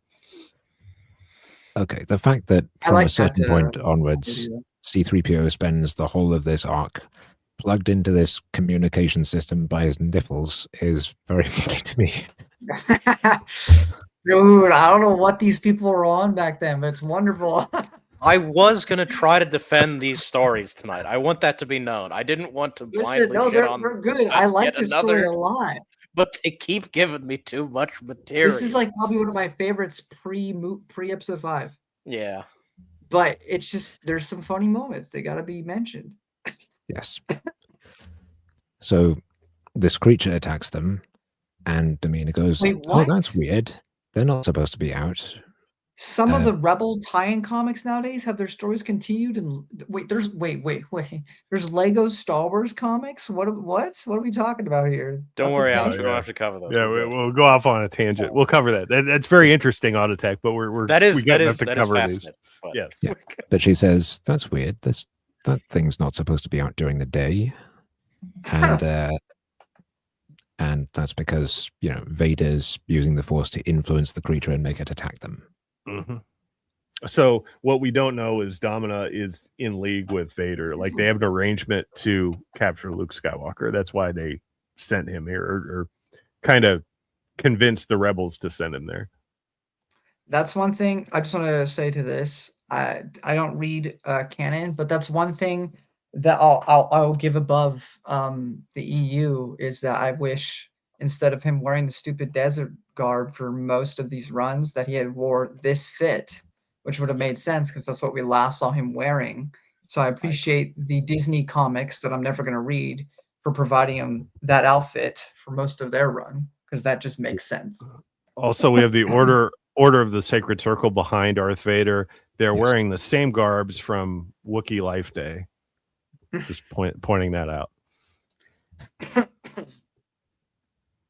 So, yeah. So this would presumably be the first time Luke and Vader have met face to face since Yeah.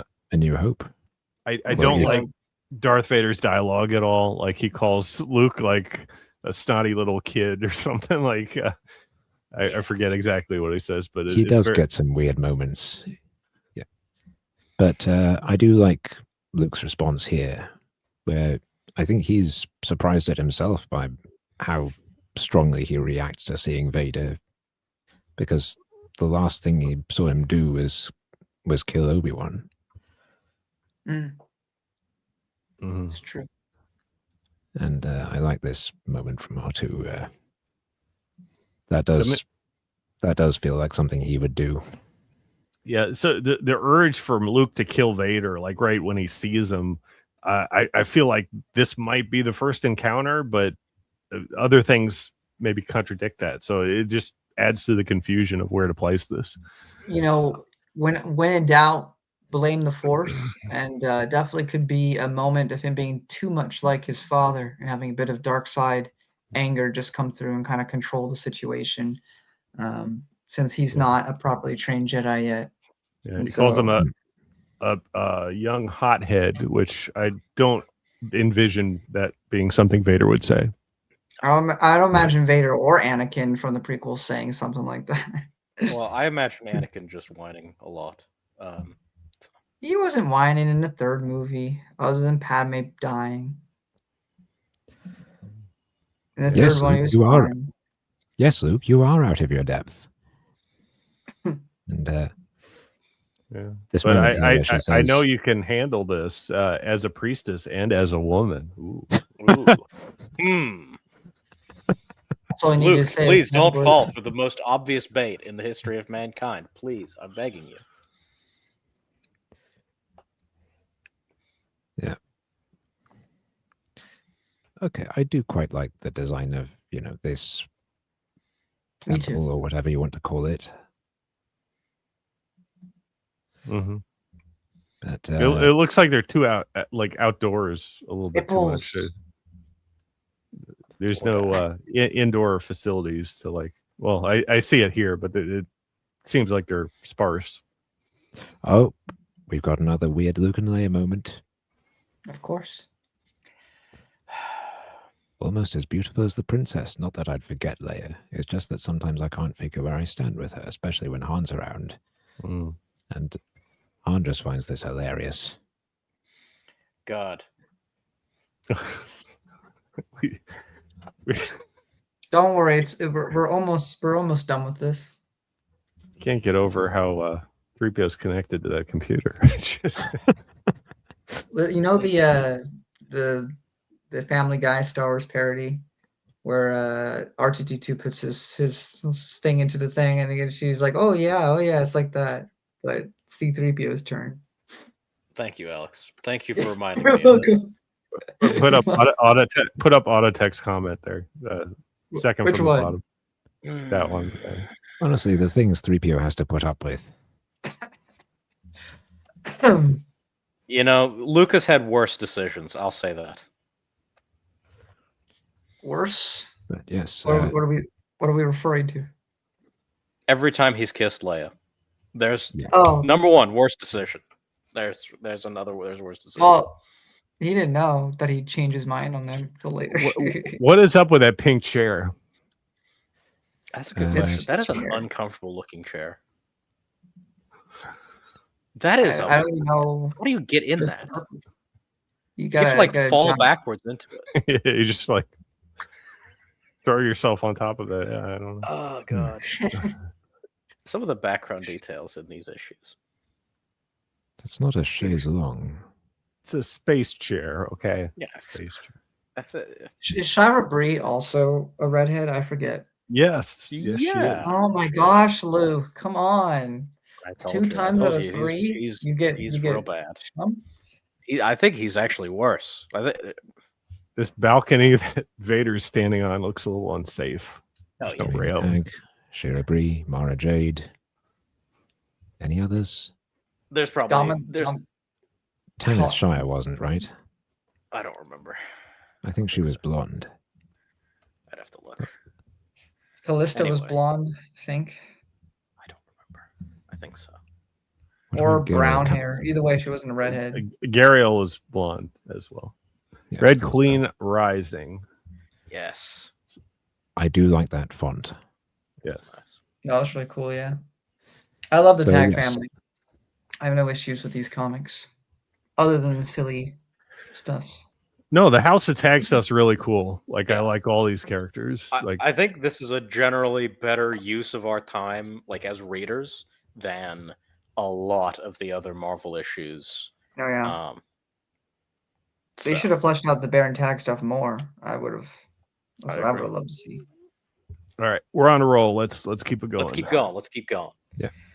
We only got So- what 3 more issues? Yeah, 3. I Yeah, think. we're almost done. You know, Let's- this looks familiar. Yes. Yes. So, All right. Good yeah. version of the Falcon there. So Yes.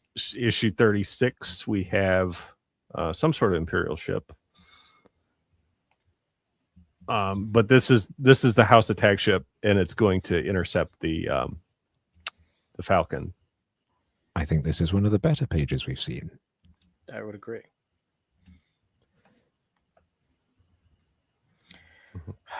Still, So they're trying to get Leia, like Leia might be on board, but Han thinks like he plays it cool, like he's just any other smuggler, any other ship transport pilot.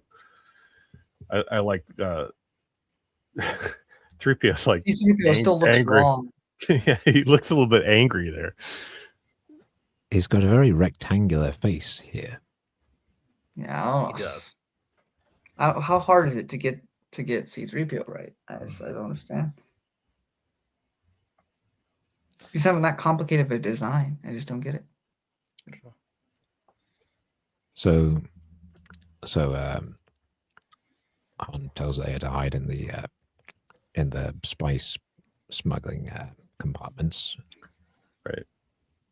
And that's where the Which- note from Archie Goodwin is. There's like a false bottom on one of the smuggling bins that she hides under. So they try to search the whole ship. They can't find her. They one of the stormtroopers or one of the officers suggests to bring in a scanning crew. They say, don't bother, forget it. And then Leia, well, they cut back to the monastery planet, but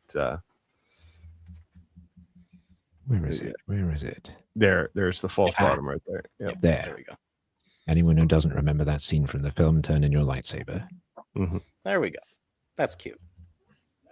Yeah. So meanwhile, on Monastery, Luke Skywalker is preparing for his presentation, the pitch that he's going to give to the Temple of the Sacred Circle. But once he arrives, Domina Tag reveals to him that they've already decided that they're going to join the Empire. Yeah. But And let's face it, it mostly would have been R2's pitch. yeah. At the Slightly end of the day, embarrassing. I mean, Darth Vader had like planned this from the start, right? To Yeah. pick Luke out, and This was a total fabrication on the part of he Vader. probably manipulated the entire council with the Force, right? Mind tricked them to or join just the said like, Empire. I'll just kill you Sure. if you Right. don't do what I say. Or threaten them. Yes. Is it retconned elsewhere that she's Force sensitive? I don't think so. Could be, but Maybe. I don't remember. Maybe someone in our comments section can check Wikipedia for us. That would be nice. Domina Tag does appear in 108, I believe, though. Yeah, she does. Yeah. Yeah.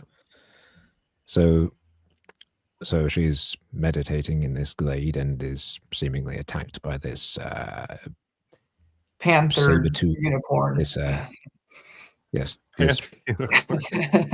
saber-tooth panther unicorn creature, and Luke kills it, only to be told, no, that thing was domesticated. You killed the family pet. Oh, killed a dog. Good And job, then the Luke. universe said, we'll do that to you 30 years down the line. Harmless. He says, like, but you let me go after it. What are you talking about? But Domina's like touching his face, like that. Don't worry. Just falling for it. Just hook, Yeah. line, and sinker. Like Luke is like cringing in response to it, like his face. Like, I'm not used to this much female attention. Darth Vader's got a real wide frown there. What? Every time I see him, something's wrong. He's got like an extendo forehead and an elongated eye. It's like they stretched it out with Microsoft Paint or something. I don't know. Long before that existed. Every time it's wrong. Within the dark prison of his breath mask, the Lord of the Sith smiles. Well, I guess His that charred face smiles. It extends his whole mask when he smiles. Yeah, this was an older model mask that could the face changed with his actual face on the inside. It was like, all right. So meanwhile, it looks kind of silly though.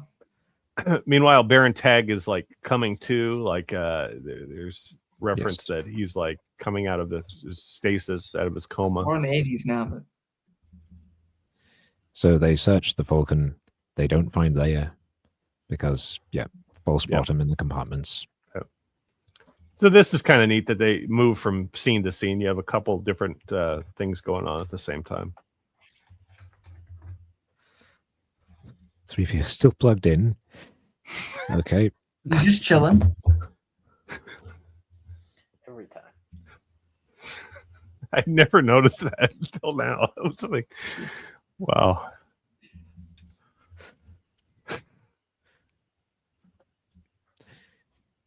And they try to warn Luke about what's going on. Domina arrives and says, yep, it's time for the meeting with the elders. Mm-hmm. And we get this flashback here of her with Ulrich Tag and him telling her, look, if you want revenge for Orman's death, then you should work with Vader, because enemy of my enemy and all that. So that's what she's doing. And Domina was close with Baron Tag and not really the other brothers. So she kind of works with Vader. She kind of wants revenge on Luke because she thinks Luke killed Baron Tag, but she also doesn't like Vader because she knows Baron Tag never liked Vader. So she's kind of wants to get rid of them both. So she has Darth Vader and Luke fight off at this location. It's like the Crystal Valley or something. It's a very dangerous place where I think she suspects both of them won't come back alive. Yes. Am I the only one who thought Domina and Orman's relationship was a bit weird?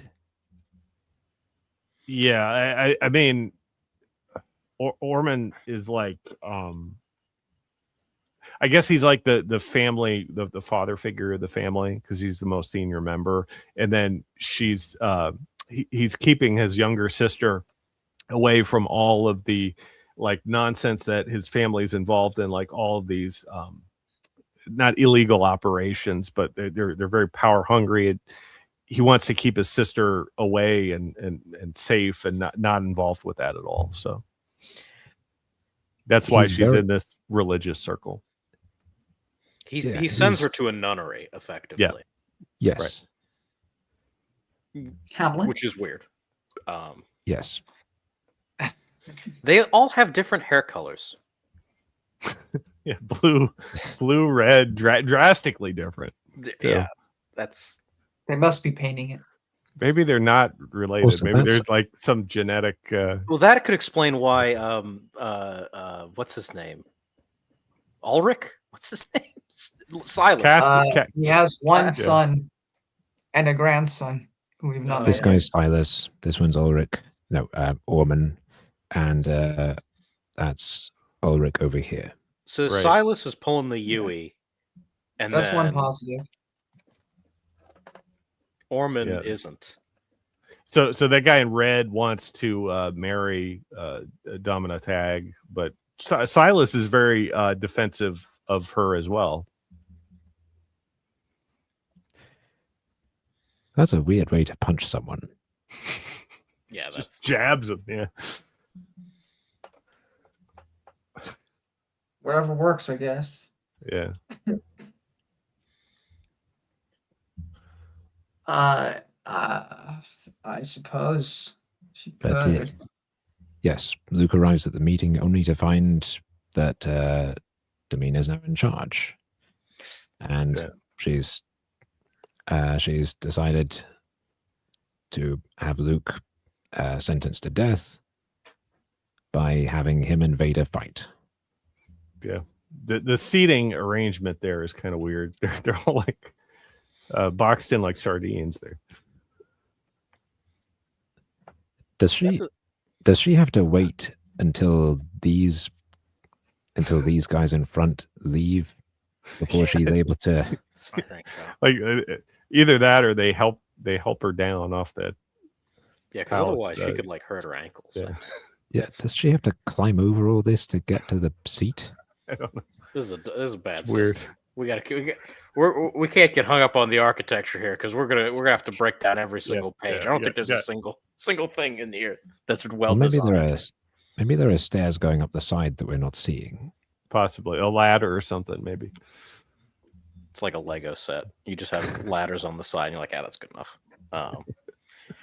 Now Vader got no neck. Every single time. This artwork is pretty bad. A turtle who just kind of puts it inside the shell every once in a while. It's like, all right, so they're going to end up having this face off against at the Crystal Valley for who's going to win the planet. Like, are they going to go to the Empire? Or are they going to go to the Rebel Alliance? I feel like this is a bit of a weird moment from Vader. What is more natural in the great circle of life than death? Yours or mine, puppy? Let nature and the clash of our lightsabers decide. Yep, puppy. Nope. Yes. Don't like puppy. it. That's weird. Do you know puppies existed in Star Wars? I guess they do. I mean, no, there was a dog in that poster. So in fact, he does that. Dogs. He does that twice. I don't like that. I like the unicorn guy. I do like the unicorn guy. Yeah.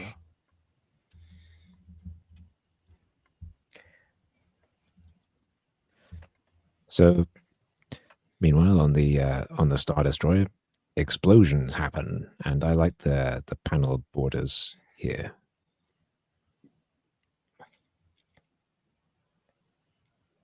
Yeah, the shaking. That is a nice touch. Yes.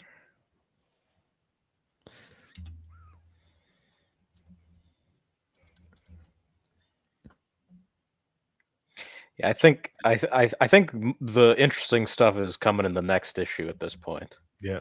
So Leia turns off the what is it called? Tractor beam. They find out Baron Tag, Orman Tag has been out of concussion from the blast shattered the life support capsules. Yeah. So he's free somewhere. I think he sneaks aboard the Falcon. Leia rescues Han and Chewie. They escape. Yeah. But they find out, Ormantag's aboard the Falcon, a stowaway. Yeah, the movie hadn't even come out yet. That costume's amazing. C-3PO is still plugged in. C-3PO, just take the things out of your nipples and let's just be done. You can't be. How long have you been talking to this machine? Hours upon hours. Mr. Slaya, I must insist. I'm plugged into this machine for another 12 hours. Sorry, All right, guys. people. I'm always scared. This is the only time I feel good. So you're gonna have to leave me for a few hours. Finally, some Mortal Kombat, and we end on another Pug Vader. This is before this game even came out. Yep. All right. In There Mortal we Kombat. go. Now that's a cover right there. All right. Let's Okay. go. So, This is quite next. a nice page. Yeah. Let's see this combat. We've been building it up here. Let's see. We don't even have to wait till the spring to see Darth Vader fight Luke Skywalker. We can have it right now from our local newsstand. Let's see it. See it. Yeah. So Domina Tag's plan is to have them both killed. But when Ormantag arrives, he actually gets involved in the fight there, and we find out Vader uses the Force or some mind trick to make Luke think he's fighting Vader, but he's actually fighting Ormantag. Take a look at that. Let's take a look. Let's take a look at that fight here. Yep. There, below the evening mists lies the Crystal Valley. 2 separate paths lead down to it from this point. You each will take one. When you meet in the valley, your deal may begin. I like that. Yep. It's a nice little sentence.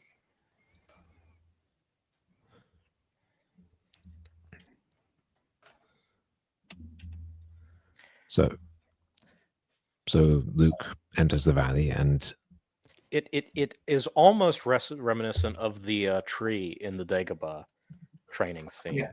Yes, The cave, rather. yes. They probably had an idea what was going on with Luke at that point. They probably had some version of the script at this point. And it's got crystals that remind me, stalactites or stalagmites?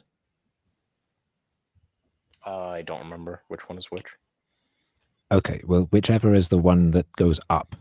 I think stalagmites are up. No, it doesn't matter. Doesn't matter. We'll keep going. Yeah, well, the crystals randomly burst up from the ground, and when they do, nearby ones tend to break and shatter and fall over, so you need to avoid getting skewered or crushed. So very, very dangerous. Right. Every masterpiece has its cheap copy.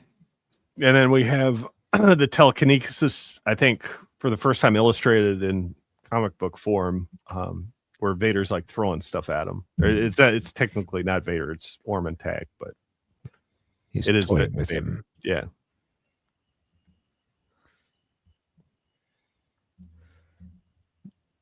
Yeah. So they land over the place where Luke's facing off. It's a tree. And Okay. there's some TIE fighters that pursue them. Blah, blah, blah. 3PO still plugged in. Yeah. Let's keep it going. Yep. Falcon shoots down the TIE fighters. Boom. Yep. Sound effects. Baron Tag escapes. Mm-hmm. So Vader must just find him like right away, where he makes him face off against Luke after he runs out of the Falcon. It's got to be like Vader senses him almost like instinctively then. Yes. Yeah. Well, we know he Onto- can do that. If it wasn't for the Falcon landing, we would have got a very interesting battle between Luke and Vader, but we Didn't really. Well, you're gonna have to wait a little longer for that. You're gonna have to Yeah. wait. You have to wait a few months. Sorry. I do quite like this, where C-3PO says through R2, when Your Luke, your visible ghost fist. Sorry. when Luke queries what R2 is doing here, and that should be incredibly dangerous, and 3PO says less risky than you might imagine, sir, given his computerized sensory system. So, yeah, that makes sense.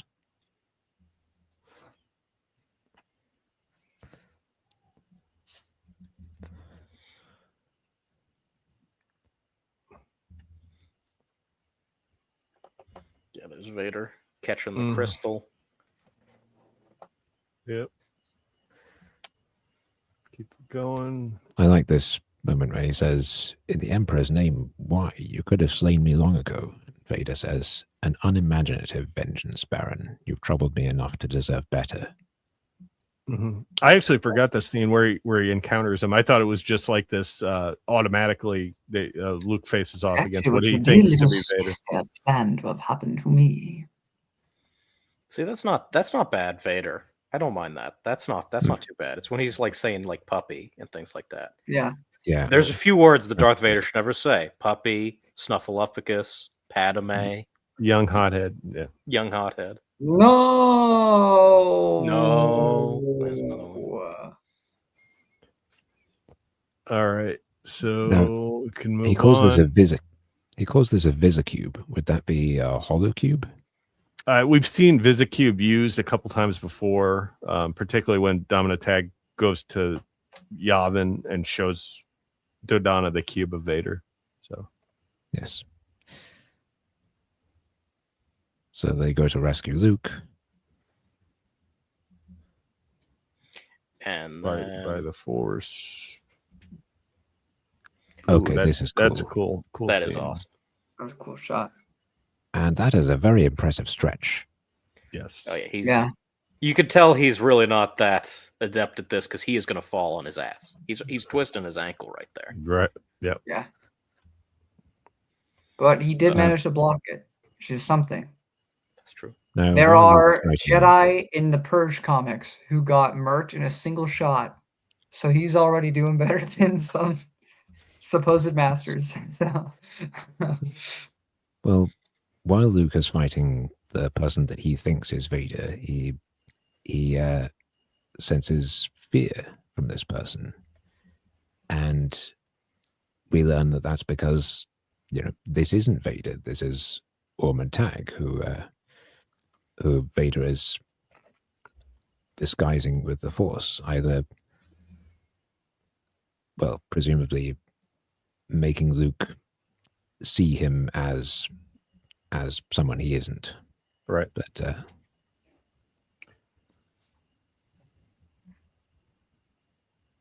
so you get a cool fight scene. Blah blah blah. it's weird seeing Vader jump like that. Yeah. I mean, we know he can. Again, it's not Vader. Yeah. It's Tag. So I can forgive all this. And Luke gets him like he injures him or hurts his front faceplate panel there.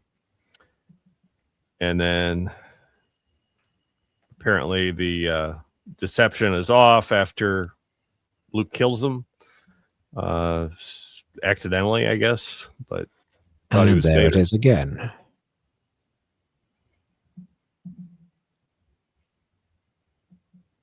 I don't like that. What does he say? Puppy. Amusing notions, Using puppy. notion, Have you the courage Have to you the pursue courage it? to pursue it? God, No. if you specific us, we'll give you the first blow. Yeah, it's stupid.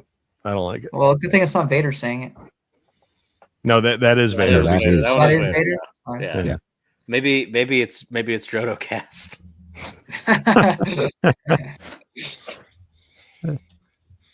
It was Vader's off day. I haven't read That was- Galaxy of Fear, but doesn't one of those books have a Vader clone or something? Yes. Yeah. But Luke manages to get out of the Crystal Valley safely. Mhm. Vader Flies leaves on off in his TIE fighter. his time. Runs away. Yeah. Well, and now Domina, she's not happy. She's not happy because her brother, who she thought was killed and had this revenge plot against Luke, found out he was actually alive. Luke killed him, but didn't mean to kill him. He thought he was killing Vader, and he tries to explain that, but she's still upset. Now she's not upset necessarily at the Alliance, because she's more upset at the Empire.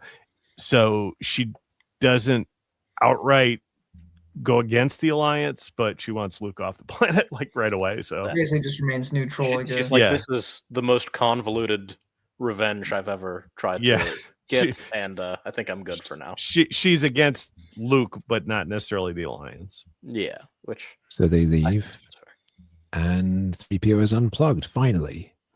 Well, You can it still had to have come his sometime. nipples touched, finally. Took Yeah, all... I'd then there's- completely forgotten about this moment. Yeah, there's an epilogue with Crimson Jack's ship, where there's a spaceship that comes along, and it's actually Jabba the Hutt. Actually, it's Mosep Benid, and they find out basically Han was responsible for killing Crimson Jack and destroying his ship, and because Jabba the Hutt financed the fitting of that pirate ship, apparently Jabba wants revenge against Han. So Bounty's back on. yeah, bounty's back on.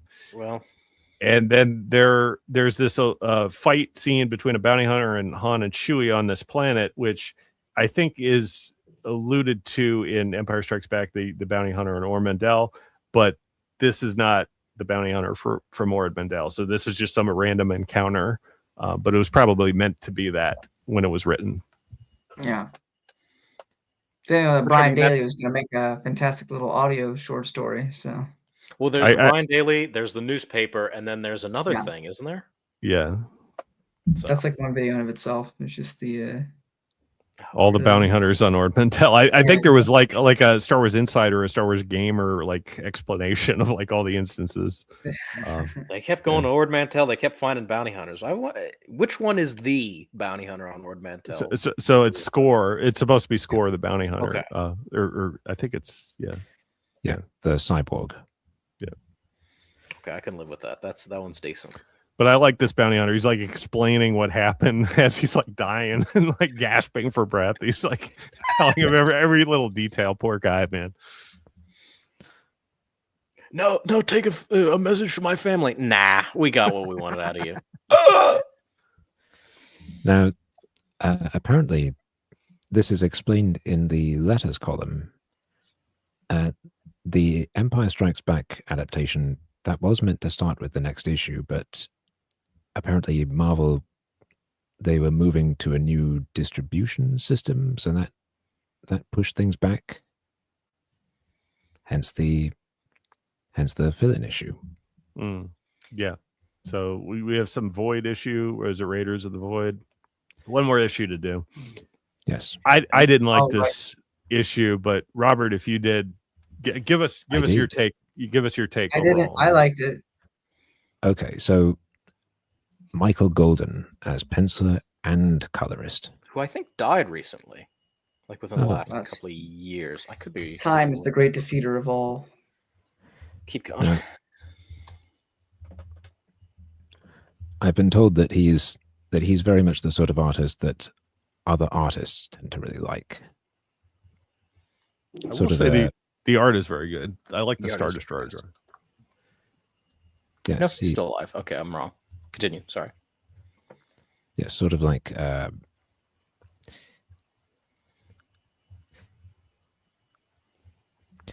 Alex Toth or John Paul Leon or Jose Luis Garcia Lopez. Kriegstein. Artist. Ernie Kriegstein. Yes, artists is the term I've heard used, but yes, this is the art on this issue is miles ahead of anything we've seen so far. Yeah, for sure. I mean, look at these planets. They're Oh yeah, it's gorgeous compared to what we've been looking at these last couple issues. So I think it probably really helps that Michael Golden is the penciler and colorist. Yes. yeah. And I mean, yes, I know a this lot of is- NGO related theories are based around this issue, thanks to a backstory that resembles the Yusung Vong's galaxy. It does. That is yeah. that is one of my very few original notes on this issue. this is the sort of panel layout that we get in a comic today. It does. Yeah, it's a big jump going from Carmine Infantino, who has very little interest in this series, to someone who's like, oh, let's try to represent the movie. Oh my gosh, even the characters look slightly more like they actually are. Just slightly. Yes, They still a little off, but I like better. this shot from inside the TIE cockpit. Oh yeah, no, that's beautiful. That's Yeah, like that's gorgeous. cool. It's very nice. Yes. So they've I don't think that they So- are these wrong, but they're similar. Luke and they are trying to get these supplies back to the Alliance. They're under attack by these TIEs, and just as they're jumping to hyperspace, they get shot, and the hyperdrive gets damaged, and they end up jumping to who knows where. They encounter Waru Jr. out in the void. The void. I am the void. I like this Thunderbolt. panel. I like the use of the black and white and gray here. Yep, It's the great. shading's very nice. I do appreciate the art. Then we see this like slime monster, kind of looks like a germ or something. And these two panels here, the way that's, again, this is something that's still done today. The way that's essentially one image split in half, because Right. you know we've got this half of the cockpit and this half over here. Yep. And Yeah. So that That's an unfortunate face for Lena. that creature there. Looks like somebody sneezed. I think I've seen that creature a few times today, to be honest. Unfortunately, it's allergy time in my household. okay, the one big panel sort of overlaid by these four at the top. Yes, I like that. And the way we see the thing moving in a sort of erratic, not diagonal, but sort of a zigzag pattern, and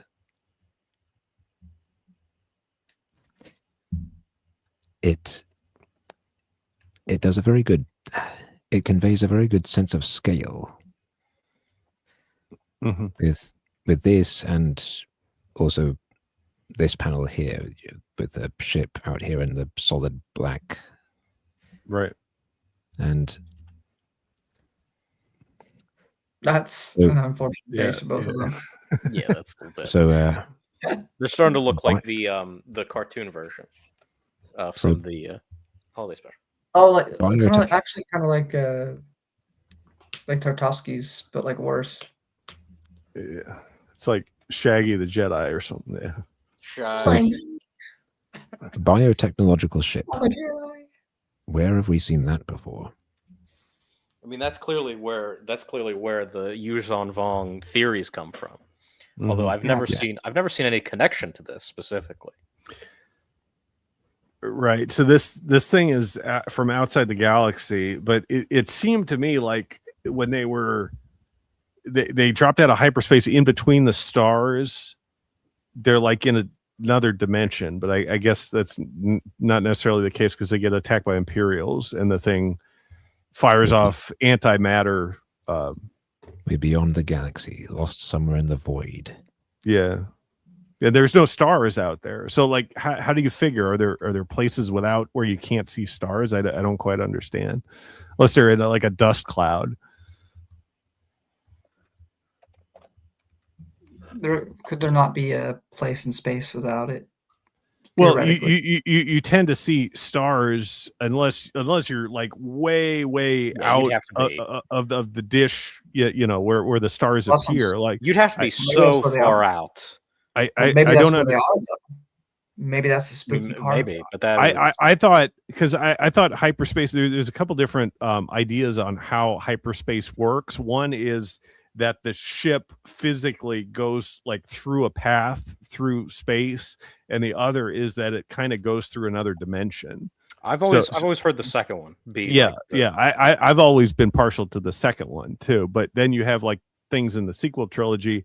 I know it's a different canon, but you have hyperspace ships like going through Imperial ships, you know, like kamikaze style. So Instead of just crashing into the thing's mass shadow and getting obliterated. right, exactly. So I don't know. I think they're in another dimension, but then we see later in the story Imperials attack them. That's the only thing that would kind of throw a wrench into my theory.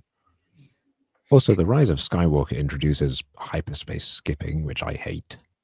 Yeah. No, yeah, the sequels and their hyperspace. we're not counting that in our EU. Sorry, I didn't mean to bring up the sequels. No, I it's just, all right. No, it's as okay. an example. It's kind of We do have doesn't to help address us it if to you're get talking about for hyperspace, this timeline. because that is like, you know, it's out there. Yeah. I don't think we really have a solid answer for the expanded universe on exactly, precisely how. Yeah, this there works. isn't. I don't think there's several different theories, and sometimes it's contradictory. I bring up like the Black Fleet Crisis and how they release an escape pod in hyperspace. It kind of just stays there. So that was interesting. Yeah, we'll get there. I was about to go off on a Black Fleet Crisis tangent. We got to keep. Yeah. So they arrive in Right. the what looks like the docking bay or something of this great big organic ship, and there's no one there or anything. They're wondering what this is all about, and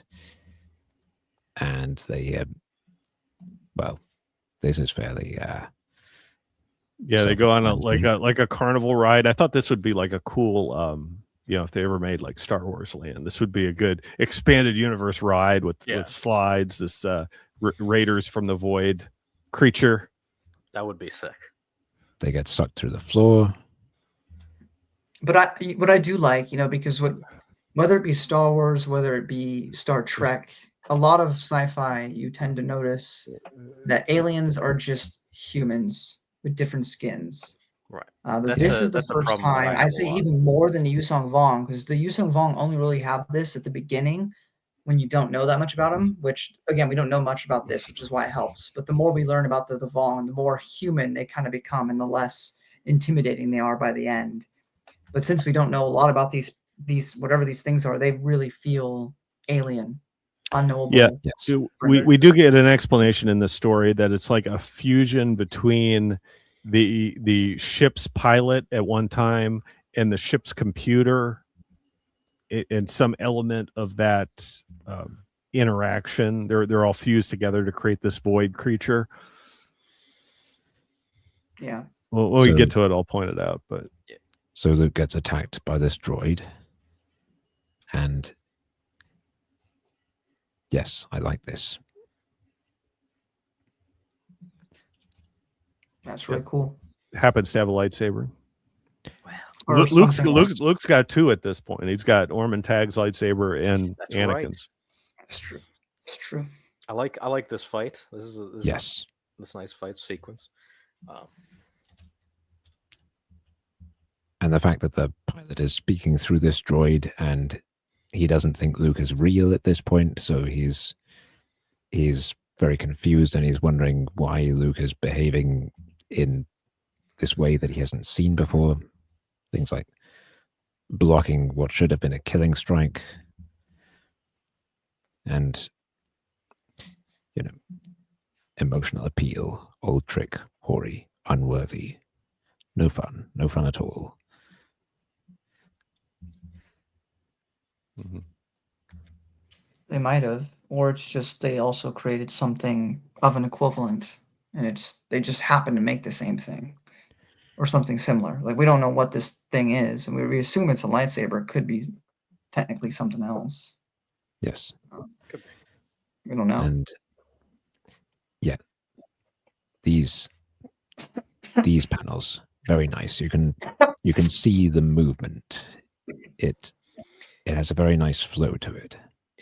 Yeah, one of the issues with the action earlier on in the series is that it doesn't have this level of clarity, of this level of dynamism. You can see what's happening, which is helpful.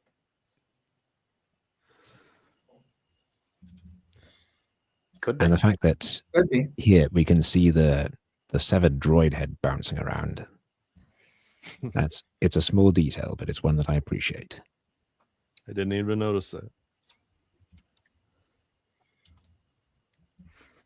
And the pilot realizes that they're real, and he goes, "Nope, I'm just going to eject you out into space. You're intruders, and I don't want you on my ship." So Luke is able to save himself. Mm-hmm. Grabs onto Leia, real tight, Grabs a little too Leia. tight. Well, They're about to get sucked out. I don't want any more sucking around Leia. I'm sorry. Oh, there'll be more. There'll be more. We get an "I love you." We get an "I love you" Leia from Luke, Mm-hmm. which would be a nice moment if not for all the Yep. the Return of the Jedi. Yeah. For all the everything else. Okay, these 6 panels. I like this. Why? Why do you like this? Because sequential art. But what about these 6 panels impresses you? Well, they're mostly silent for one thing, and it's doing what I've been wanting from this series for some time, which is to let the art convey things rather than just treating it as entirely subservient to the text. Just Fair. trust the artist, and trust also the reader. cool that the ventilation system is this weird sort of venom thing where it goes like it's not a machine that opens and closes and I think that's neat. That's all I have to contribute to this. I like that you can read these 6 panels like these 3 across and then these 3, or you can go up and down like this.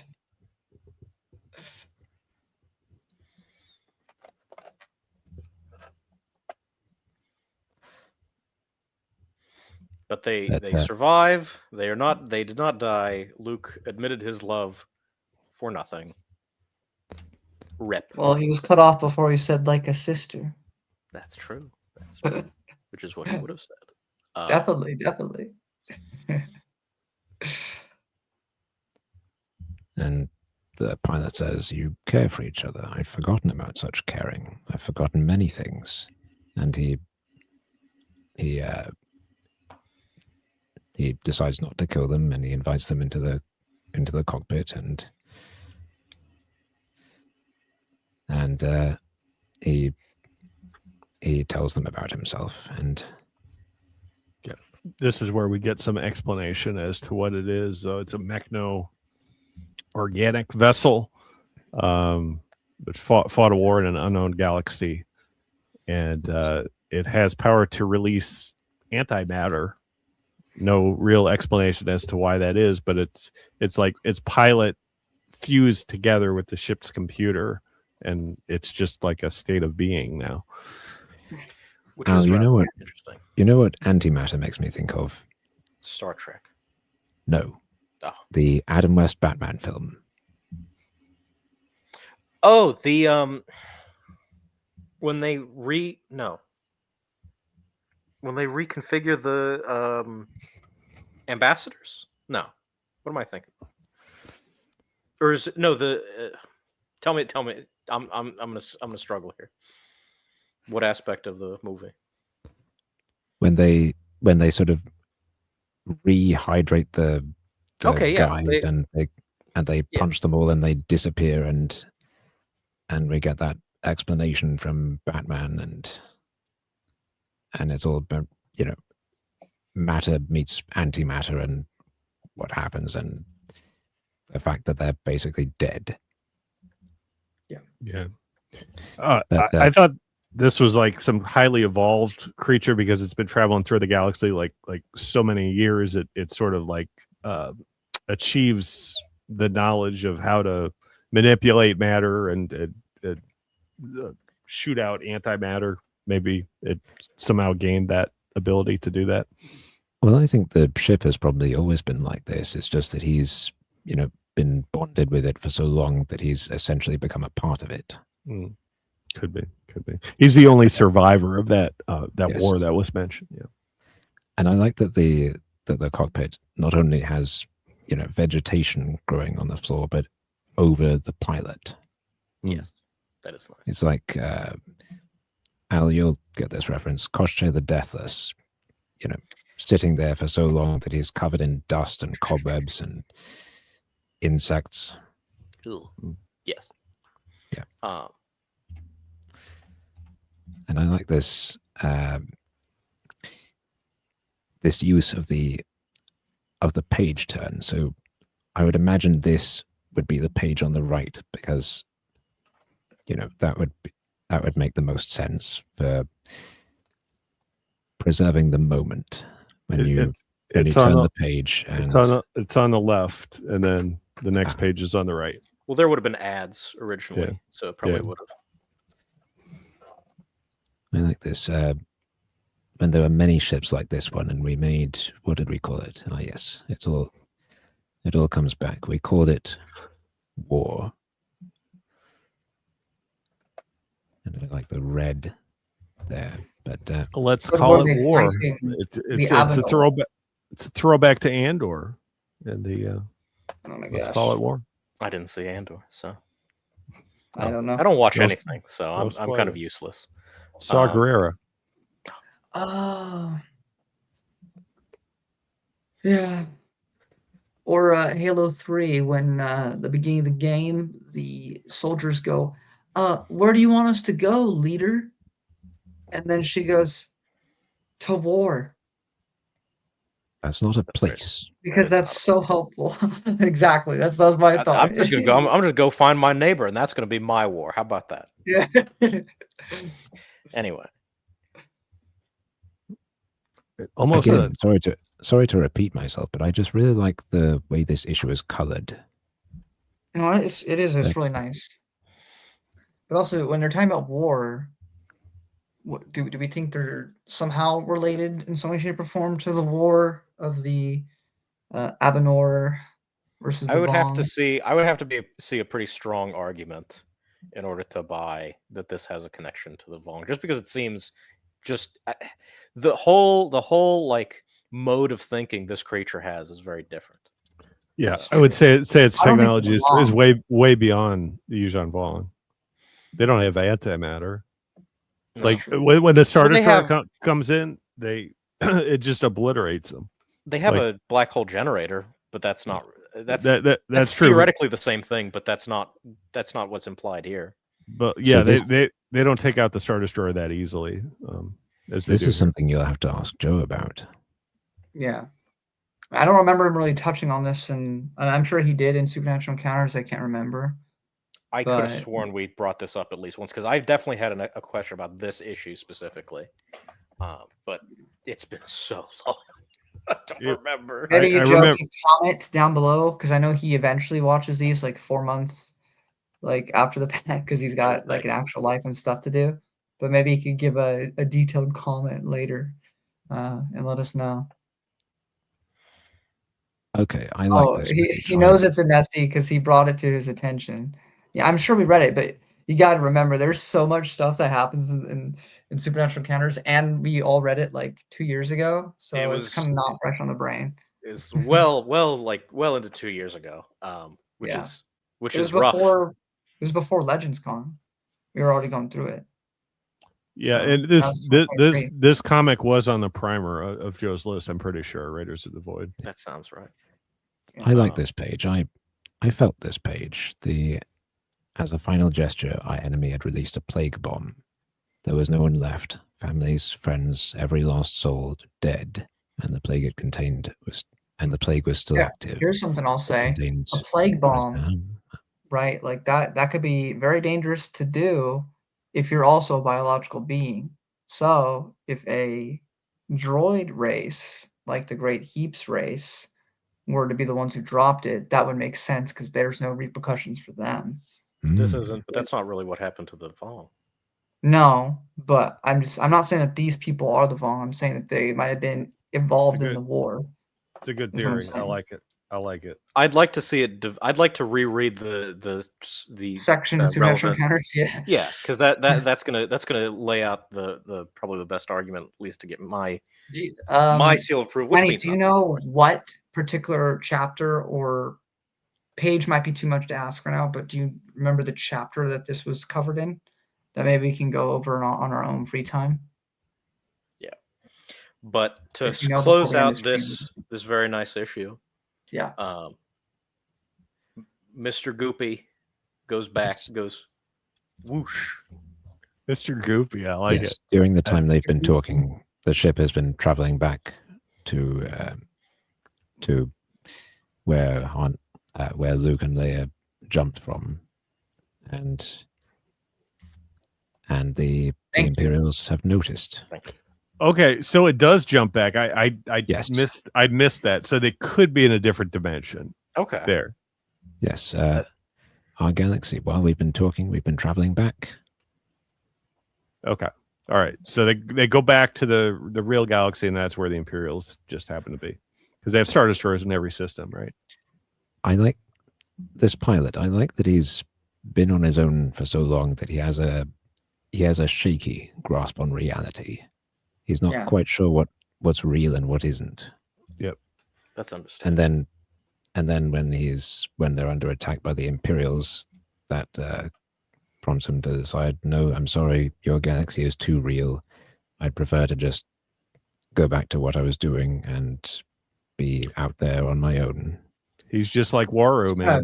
He's trying to return to his own galaxy. It's like the end of the James Gunn Suicide Squad, where Starro says, like, I was happy, I was floating amongst the stars or whatever, before he dies.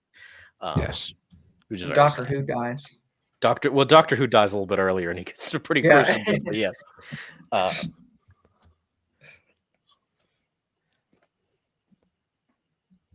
So, yes, I like this. Similar to the explosion panel we saw in that earlier issue, but better. Yes. A shaky panel border, black and white.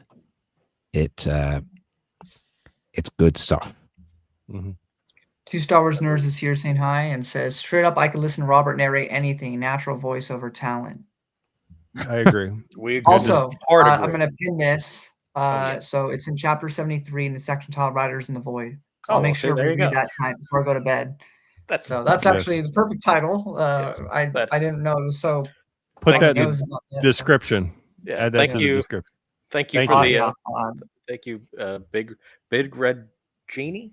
Sorry, that's Terry Henry, right? I think so. Anyway, thank you. Yes, I like this. I feel pain. No fun in that. You're making it too real. Too real. And then when they explain that this is real, he says, I hear you. It's just strange after so many eons, so many games. Hard to believe we aren't still playing. Which, random question. What do you prefer? Eons with an A or an E? An E. I usually spell it with an E. Yeah, definitely with an E. So those are antimatter balls. Yeah, they're donuts. They look like donuts. They do look a little bit like. They look a little bit like the silhouette of a face hugger Yeah, from Alien, a little bit.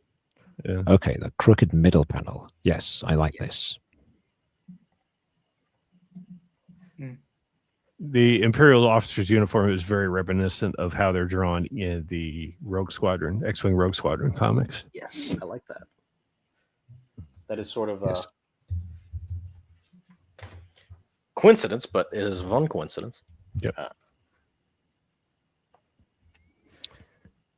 So so Luke and Leia's ship has been repaired, and the pilot says, "Your galaxy is too real, my friends. It reminds me of another, which I traveled light years to escape. I wish you well, but I see now I belong to the void, riding me, the ship, the computer, our games. May you in time win happiness here. Mine, ours, is out there." We made it, boys. We made it. That is a great ending, I will Did it. say. Yes, Um, and I like these last few panels, yeah, where it's sort of following the ship as it gets smaller, and as it does so, the panels get smaller. And again, the perspective isn't shifting. It's a single image segmented. Very So, true. I like. traveling from I here wish to here to here. So it's a tiny dot here. I wish Michael Golden had another shot at Star Wars, but this one inventory story was very nice, regardless. And you could tell it's an inventory story because it has nothing. It has fuck all to do with anything else Yes. that's happening. But hey, that's nice. Everyone now and again. Which means we don't have to put up with any reminder text. That's fair. That's fair. But next up, well, I guess. Does anybody have any closing thoughts before we sign So off? I like the House of Tag. The others that we covered today, not so good in my opinion. So House of Tag arc, 2 thumbs up. Vader's drawn a little weird. I do like the artwork for Raiders of the Void, the last Marvel comic. I thought the classic Star Wars, the Star Wars Weekly, not that great. I think I second pretty much all of that. I do like the Riders in the Void issue quite a bit. Yeah. I like this House of Tag stuff. I think the newspaper strips, the early newspaper strips, are just sort of what's a nice way to put this? Not Of very the good. time. Sure, that's you know what, we'll go with both of those. Yeah, they're like showcases of major characters. Like here's Boba Fett, here's Darth Vader. I that's like it. that in theory. It's not how I would do it now. Mhm. So, Yeah. but we're finally in 1980. We're actually deep into 1980 now because the next time that we hang out and we talk to you fine folks is going to be a big one. It is going to be the second big one. In fact, it's going to be ESB. Right. Ezrab. It'll Indeed. actually be on the arguably best Star Wars film. Most people probably would agree, best Star Wars film to ever come out, ever. So I that's think we're going to exciting. have that. I think we're going to have that discussion more than likely. Yeah. Is it the best? We'll also Star have Wars the film? audio drama, though I don't think there's as much meat there There really is. as the episode 4 audio There's drama has. There's a little bit. But not that much. Probably not talking about the novel because it's essentially the same.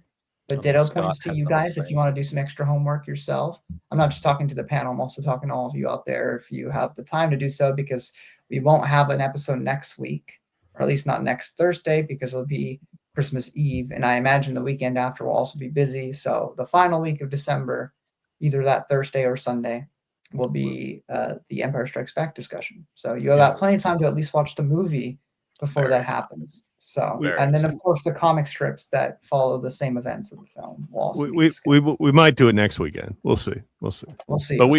we've been going on this episode almost 3 hours now. So Yeah, it's kind of about time to wrap it impressive. up. But before we go, I just to be petty, I have I have a funny little haha real quick. Just a Okay. little funny haha. While you're bringing that, what's up, I just would like to say thank you to the chat. Thank you for all the comments. Thank you guys for sticking with us for almost 3 hours watching I while appreciate we you all cover all very these much. comics. Yeah. I appreciate you all so very much. You guys are the best. You guys are the reason we do this. Yes. Also, what are you thinking? Esp, not. Why did I throw an extra consonant in there? Not sure. Because you enjoy being wrong? Got him. Got him. Got him. Sorry. Oh, it's very late in the evening, guys. You're gonna have to forgive me. Late for me, that is. All right, Alex. What do you got? Okay. Closing Two Star Wars little... nerds. 2 Star Wars nerds. That's a good answer. Eons with an A for fantasy, with an E for sci-fi. Sure. I'm willing to accept that compromise. Yeah. All right, Alex, hit us. Okay. Are you guys ready for this epicness? All right. Yes. Here we go. All right. What's that? A missile backpack? Well, I guess you'll be right if a fucking bird attack. Presenting the most overrated character anyone ever saw with 5 lines in the trilogy, and one of them was... There you go. Okay, thank you. Thank you. Okay. I watched that when it came out 10 years ago. So yeah. Just throwing that one out there. I just thought about it when we were talking about Boba Fett. I'm like, I have to now. So anyway, we could have a whole new brand new we can talk about it next about week. Boba Fett next time. Yes. Until then, guys, other franchise live long and prosper. And we'll see you next time when we talk about the best film. Alrighty. Till then. Merry Christmas. Merry Christmas. Merry Christmas and a Happy New Year. Life Day. Happy